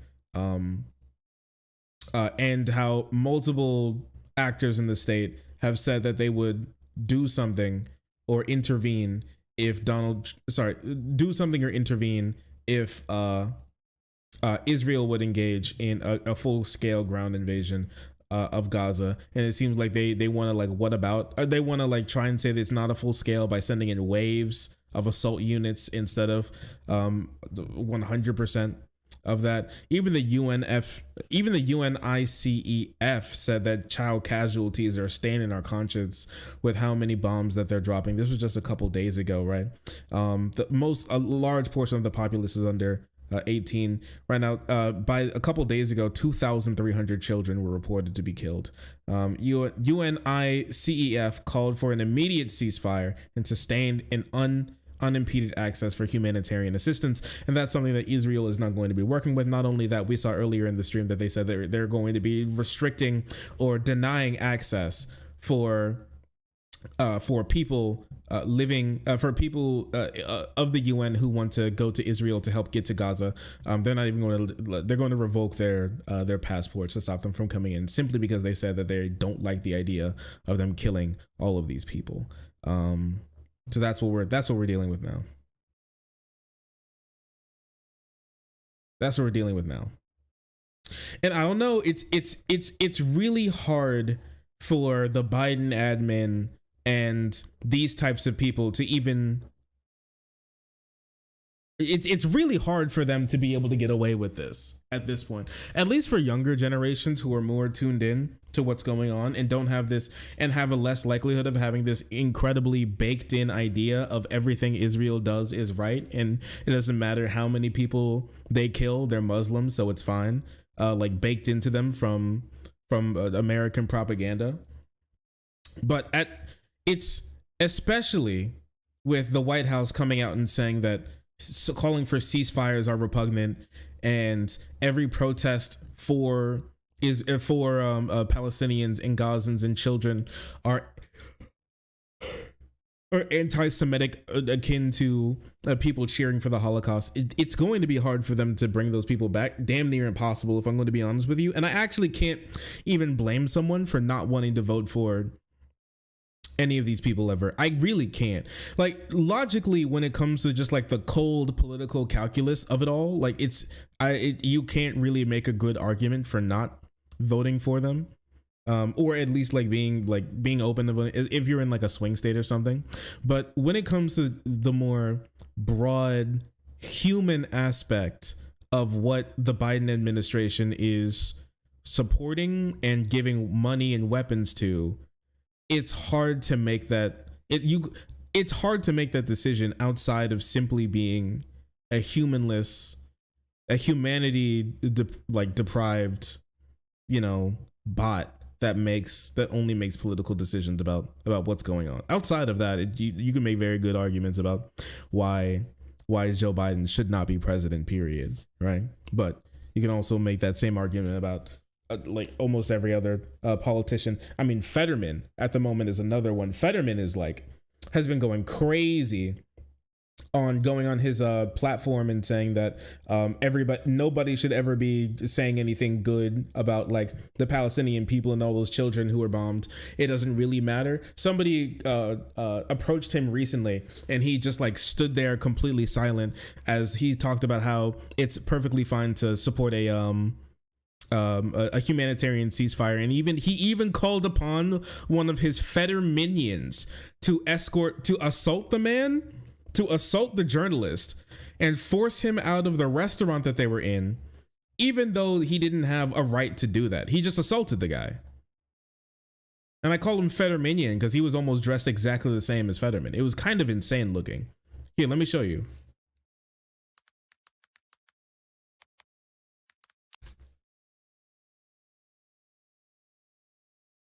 Here, take a look at this.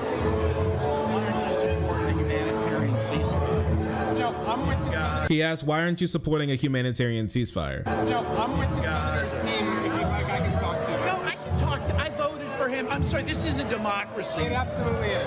Yeah, but kind of, sort of. Why? 10,000 people in Gaza have been killed, half of children. The Pope's calling for a ceasefire. The UN. It's true. The Pope is calling for a ceasefire.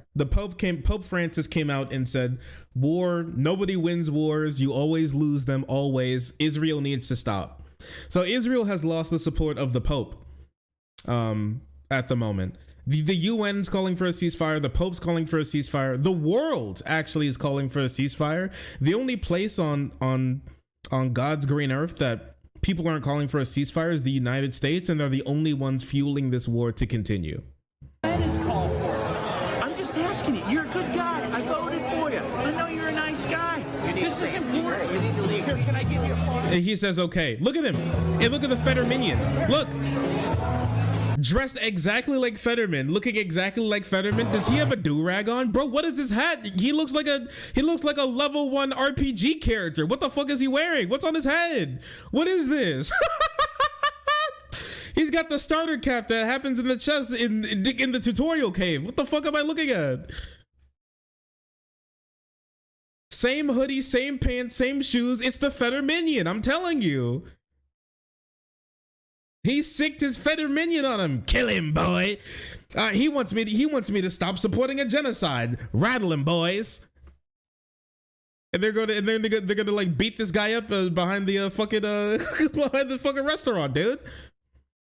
Crook, level 1 crook versus level 100 Don. Fetch me their souls. I knocked on doors for this man. Listen. Someone can seem very logical until they start thirsting for the blood of Muslims. I'll tell you that right now. I'll tell you that right now. That's just how American politics works. AI PAC has too much power. Fetterman has also taken tens of thousands, if not hundreds of thousands of dollars in campaign money from AI PAC, in Israeli super PAC with that I think should be illegal, not because it's Israeli, but because it's a foreign government lobbying our government to give them more money and aid. I think that's crazy, don't you think? Like, they can't take gifts from foreign governments, but apparently you can take money from their PACs. Look at him pushing. Just so you know, this isn't like a Fetterman like event. He doesn't own the building. He hasn't rented the building out or anything. He's pushing, bro.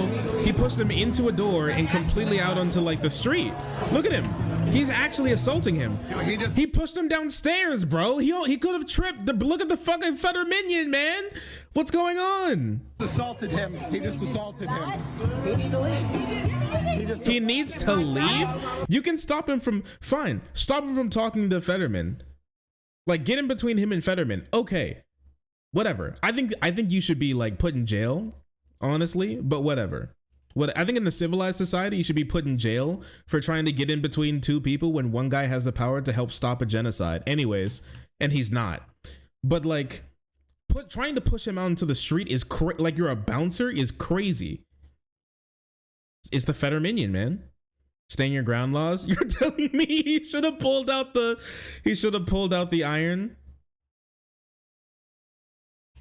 You should have pulled out the iron on the Fetterminion, you think? I mean, do you think they're like Ray from Evangelion? Like Fetterman just has Fetterminions in a tank. He's just cloning them and he can pop one out like a goddamn gumball machine every time he needs a new one. With the big iron on his hip. Now listen here, bub.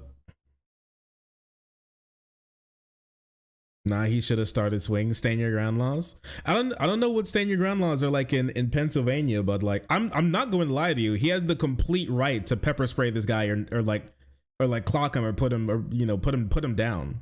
Right? Like the dog he is, because like this is genuinely assault.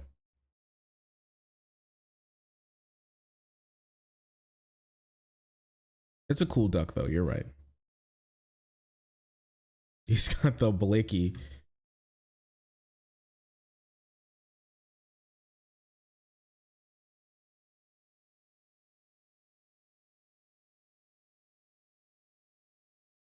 He would be charged, but worth it. I don't know, like if the stand your ground laws are strong. I don't know, like he's literally getting attacked.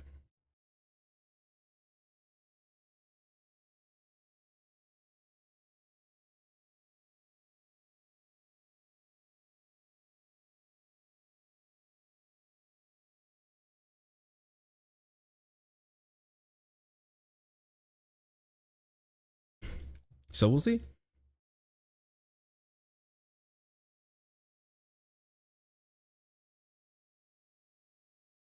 So we'll see. And a lot of American Jewish people are standing up against their senators supporting this genocide that Israel is doing. Jews are not Israel, and Israel is not Jews. Israel is a genocidal apartheid state. Jews are human beings with thoughts and emotions and feelings. And a Jewish-led group was protesting outside of Bernie Sanders' I was gonna say dorm, protesting outside of his office. So here's his office. This is your final warning.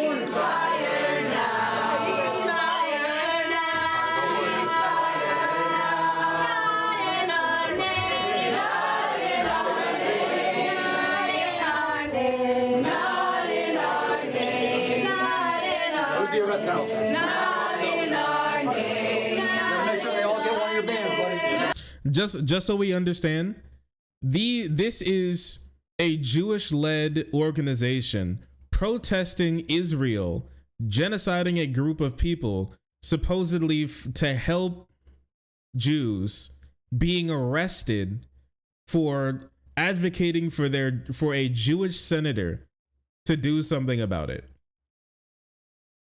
Bro, they are literally just singing. You're right. Sitting and singing.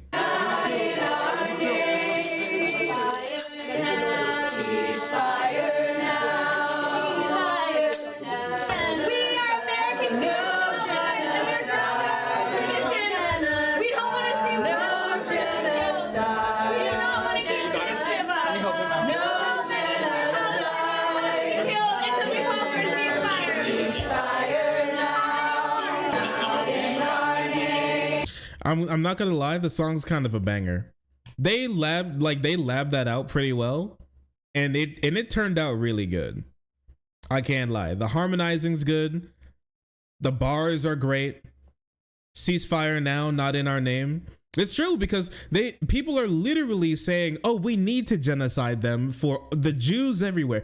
Jews everywhere need Gazan children to be turned into red mist. You don't get it. We have to put Gazans in the blender for all the Jews. You know a Jew, don't you? Don't you think that they would love it if Israel killed more children? Don't you think? And that's like, no, of course not. Of course fucking not. Right? And then people are going to say that these are like the bad Jews who you need to not listen to because they're I don't know, they're gonna do anti-Semitism to them, you know? They're not real Jews or something. They're not good Jews. They're self-hating Jews. Is what they are, apparently.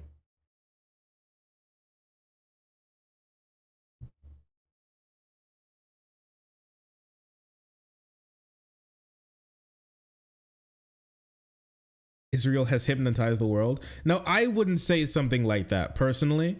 Personally, I would not claim that Israel has hypnotized the world, but I think there's somebody in here, somebody that we all know who has said something like that.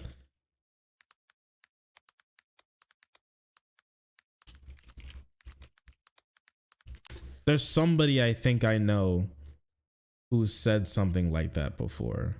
Who is he? Oh yeah, this guy. Israel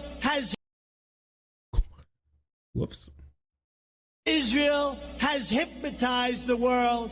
May Allah awaken the people and help them to see the evil doings of Israel and the United States. It's crazy, don't you think? Awaken the people. It's crazy. May Allah awaken the people. Listen, I'm not sure if I would say something like that. I'm not sure if I can co-sign something like that necessarily, but I will say that I know somebody who said it. And this guy's become president of the United States. So, I mean, he's reputable at least in that. There's enough people who think that he says things that are good enough to make him president. So, I mean, there's that, right? Here, I want to hear it one more time. What did he say? Israel has hypnotized the world. May Allah awaken the people and help them to see the evil doings of Israel and the United States. It's wild. It's wild.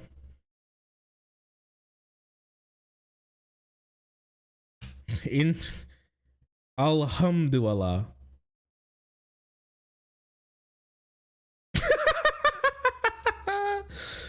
Ooh. What is this? 2020 United States Islamic presidential election. Duar bin Trump. Joseph al-Badin. Party Yol Kai.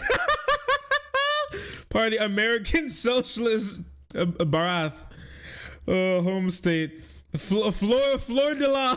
Florida law. Florida law. So true. Home state. Delaware. Del-Alwar. That's true. Florida law. That's one of my favorite states, if I'm gonna be honest with you. Oh, that's so good. Look at the US flag.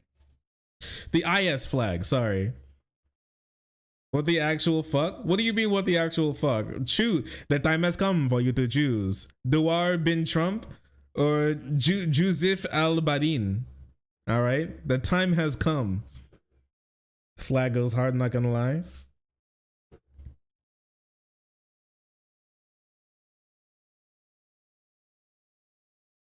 May Allah awaken the people.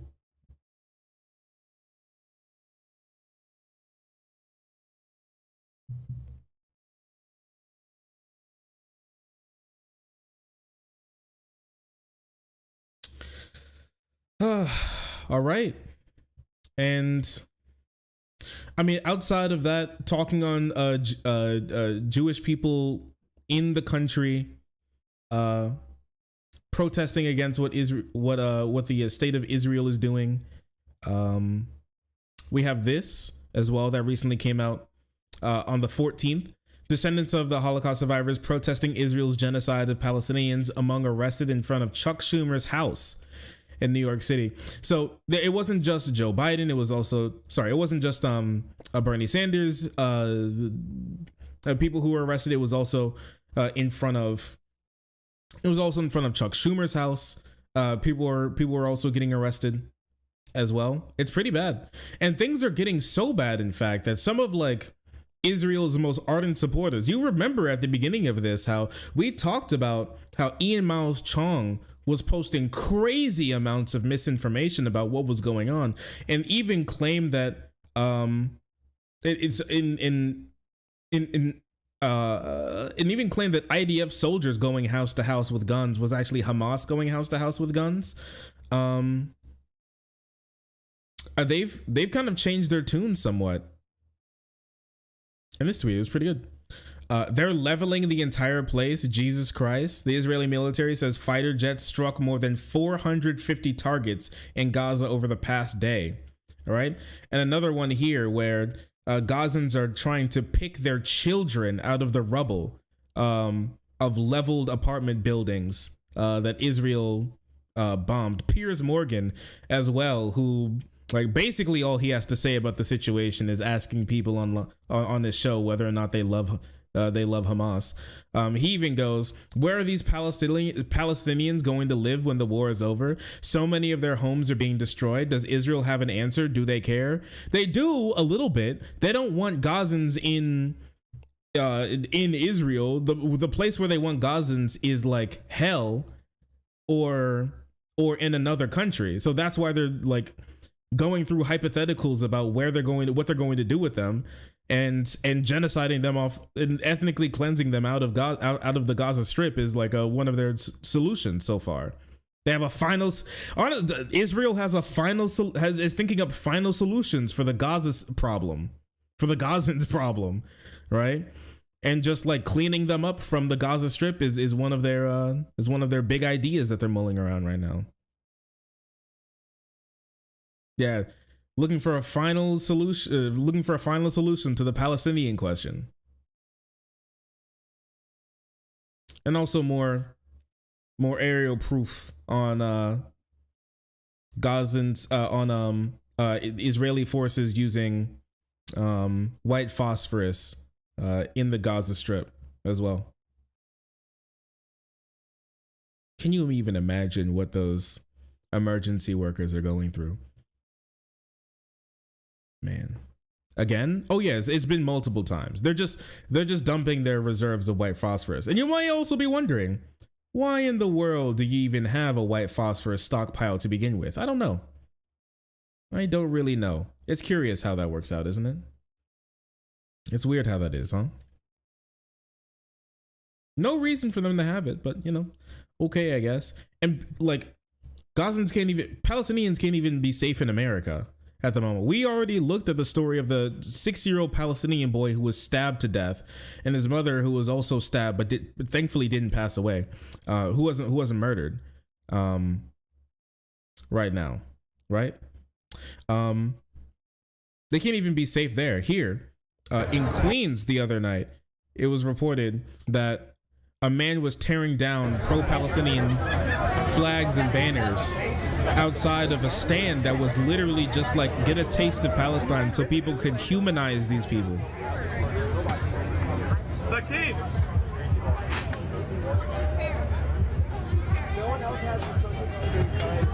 There's a couple of them. No, there's a couple people that have them. Come on. There's a couple people that have them. Right there. I'm not going to point out which shops. There's a couple shops. That's not. That's totally not acceptable. This is Queens, bro. What are you doing? They made him take the sign down. We made them take the sign down, yeah. Freak ass? Yeah. Complete freak shit. Complete freak shit. You know, the blood of the Gazans must flow to them. And I mean, like,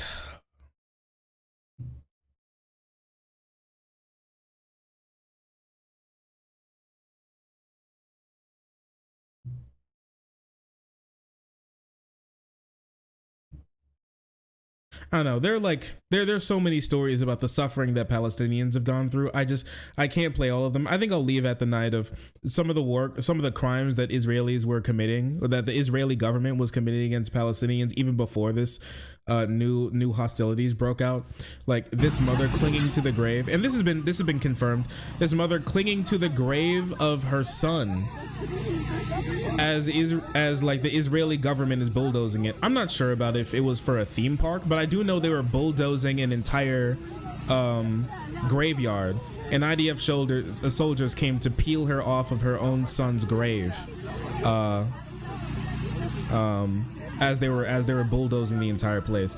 Palestinian graves have been desecrated hundreds, thousands of times, killed, all the homes stolen, relocated, made into diaspora, mosque bombed, and now Israel's looking for a final solution for the headache that is Gazans' persistence on continuing to live. So that's what I got for you right now. That's about all. All right.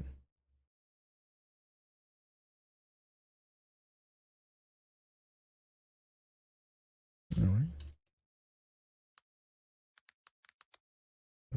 Slash marker. There you go. Is the end of stream? I don't know, maybe. Oh, look who's back. What'd you get, babe? Thank you, babe. Whoa, what is this? Look what my beautiful girlfriend has invented. Look at this. She invented the idea of pasta with a sauce. That's crazy, babe. You should start selling that. Do I want sweet tea? I don't need another thing of sweet tea. I appreciate you though, babe. I need water? I could go with some more water. You going back upstairs or you just going out? Oh, okay. If you're going back upstairs, you can dump that and refill it with some water, baby. You want ice? No, thank you, but I appreciate it. Okay. I love you. I love you. What a doll. What a doll. Get you a good girl and treat her well.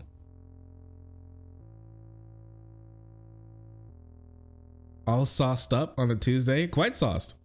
Pasta with the sauce, right? Let's try this.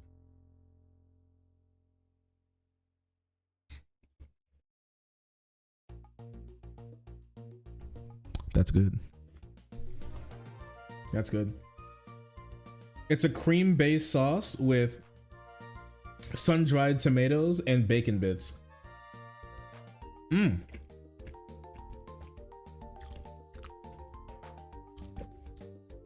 All over ricotta tortellini. Woo! Now that's tasty. Mmm.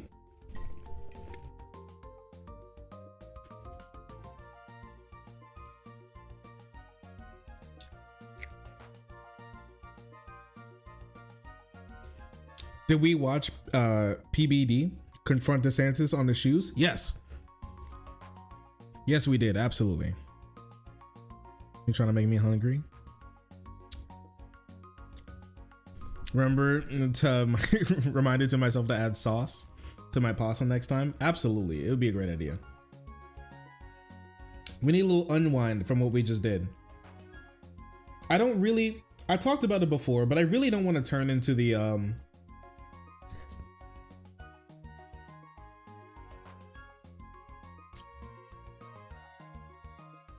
oh no, we're dropping frames again? No!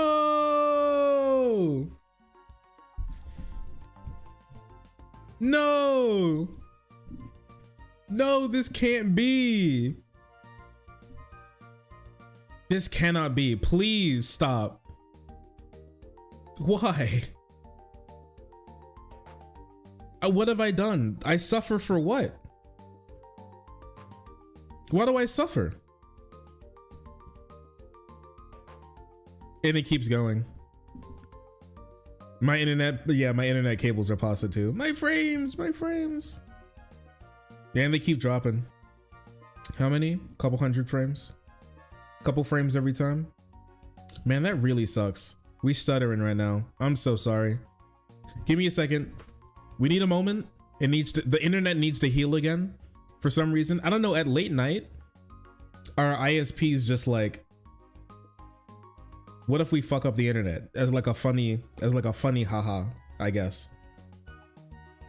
And so for like a minute or two, the internet gets like shit and then it heals itself for some reason. I just don't know. It really sucks. I'm so sorry.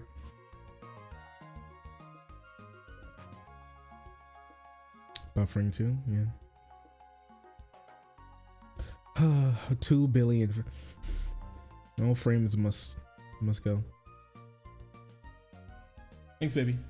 Appreciate you. I'm experiencing frame drops right now. Frame drops, and I actually have no clue why. It just really sucks. Well, I'm not on the Wi-Fi. I'm on I don't know. There shouldn't be. But yeah, the frames just keep dropping, and it just won't heal. Why are we here? Just to stutter? I guess. Here, give me. I don't know.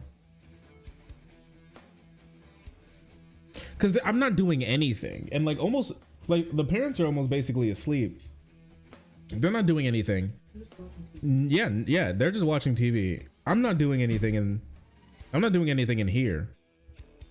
I actually like am using less internet right now, but just frames are dropping anyways, and it's usually fine. Is because you're dual streaming? That shouldn't be, does that? I don't know. Like that shouldn't take any extra internet from what I'm doing at the moment. Any real extra internet? You know what? I'm gonna run a speed test. I'm running a goddamn speed test.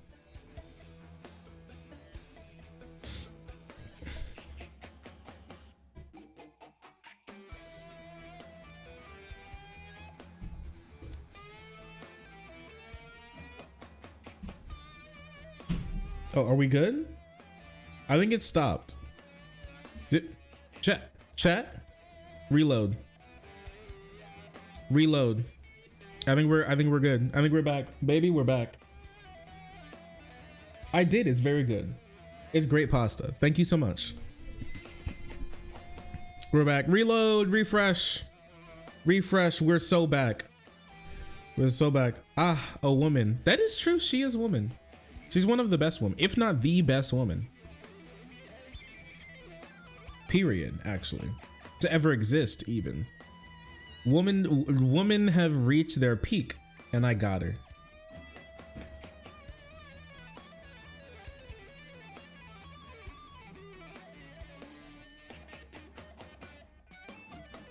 Simply will it to stop. I tried. It worked out enough. Anyways, before I was so rudely interrupted by no longer having frames. Back to business. I don't want to turn into the like completely reporting from Gaza all the time.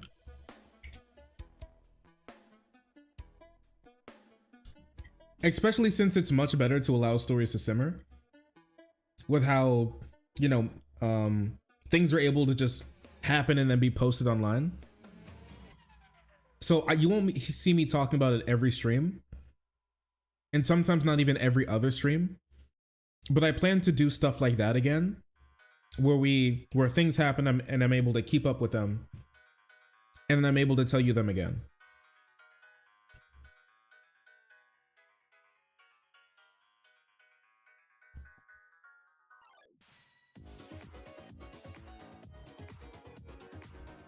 Do you have special streamer internet? Blood, I'm gonna be honest with you. We live in Kentucky. The only special thing about us is our crack overdose rates. And so, and heroin overdose rates. So outside of that, not really. But it is decent internet. It's very decent internet. 70 down, 50 up. It's not bad.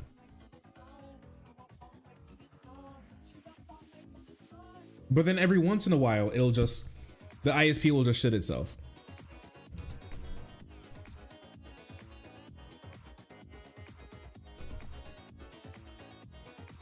Are you keeping up somewhat with what's going on in Russia? I haven't kept up a lot, but a bit. I haven't seen a lot recently. We'll probably do that tomorrow. What do you think?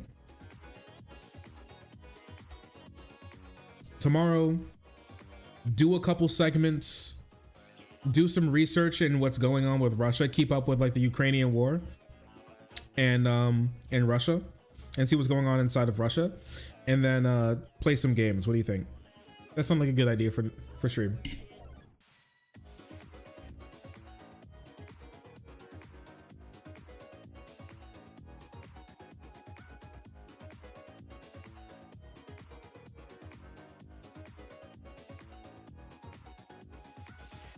So we're doing something light to cool down and prevent doomerism. You want to see that girl pass out on an amusement park ride again?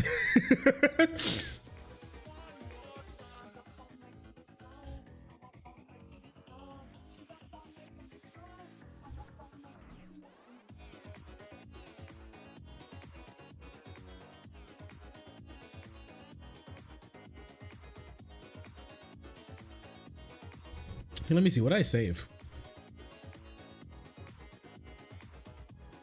What I save? I'm not sure what I have right now, partners. I'm not sure what I got for you right now.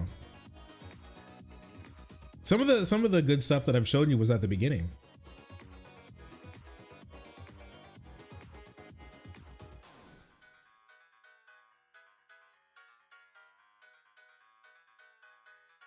Very tall Bart for fun. I don't follow him anymore. I don't keep up with his stuff. Uno momento. One singular memento, okay?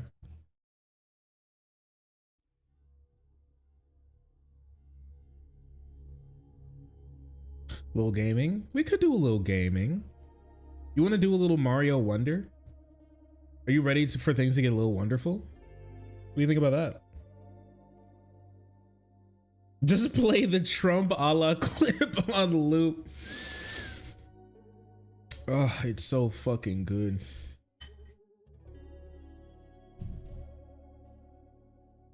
It's so good. So good. Israel has hypnotized the world. May Allah awaken the people.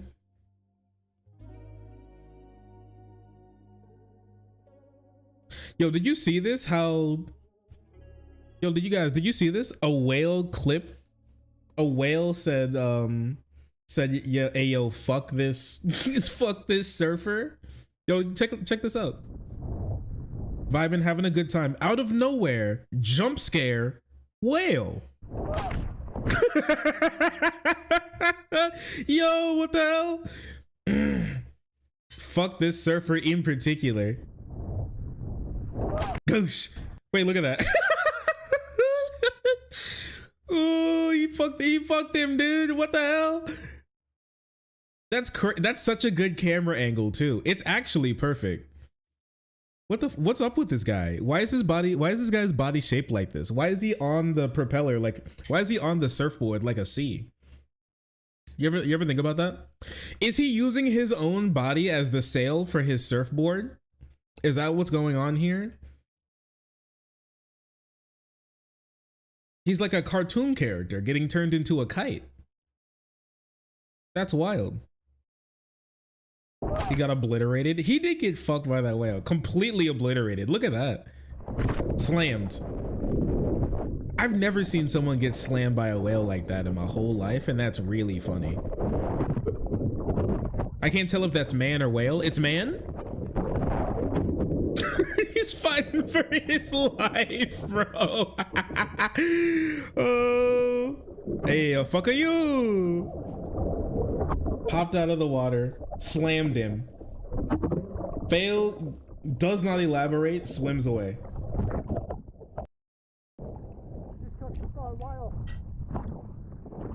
What'd he say? He did get hit by a whale. That's true, that happened. That's wild. I can't even. Do you think it hurt? You think when the whale hit him, it hurt? Do you think it felt? Do you think the whale even like knew what was happening? It like, did you think it even cared? New South Wales. Oh my gosh, you're right. It is literally New South Wales. Holy shit, you're so right. Holy shit, you're so true. He got hit with a New South Whale in New South Wales. Is this one of those New South Wales that Australians are always harping on about? If the South Wales are like this, can you even imagine what the North Wales are like? They may just shoot you. Never tasted human flesh before. Thank you. I'll be here all week. That's a good ass meme.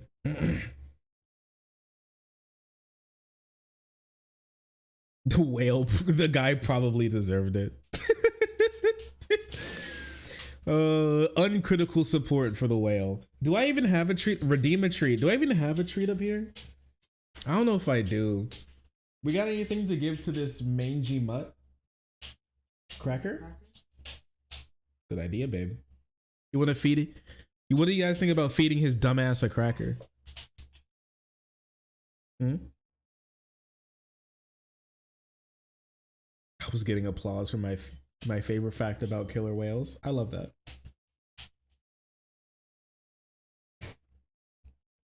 I'm not giving him a tortellini. That ain't happening. Not tonight. He's already had people food today. He can't have more. It's bad for him.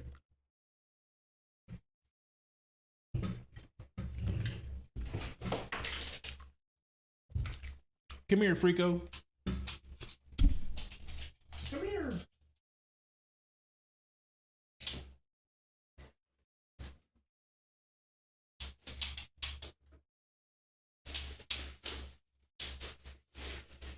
One for me.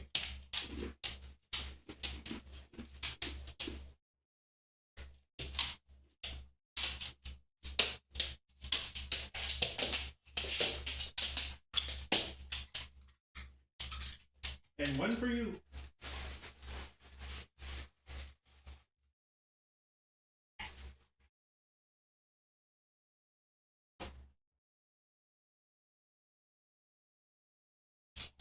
Thank you, Stinky.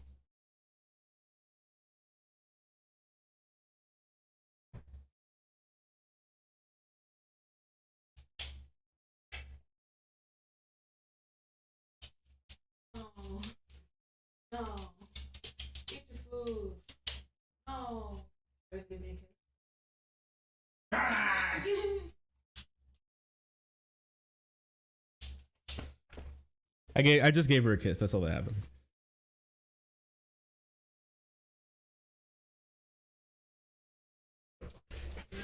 He's on the prowl again. Oh, he's got his head in your lap. He's looking for your drink. He's like, so where's mine? Where's my hug?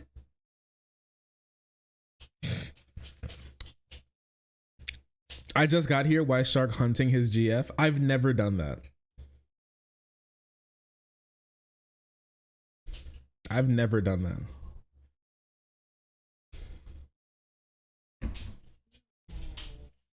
And I never will, just so you know.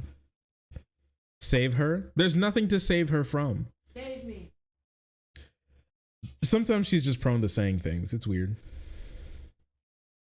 She's just prone to speaking weird sometimes. You know how, it happens.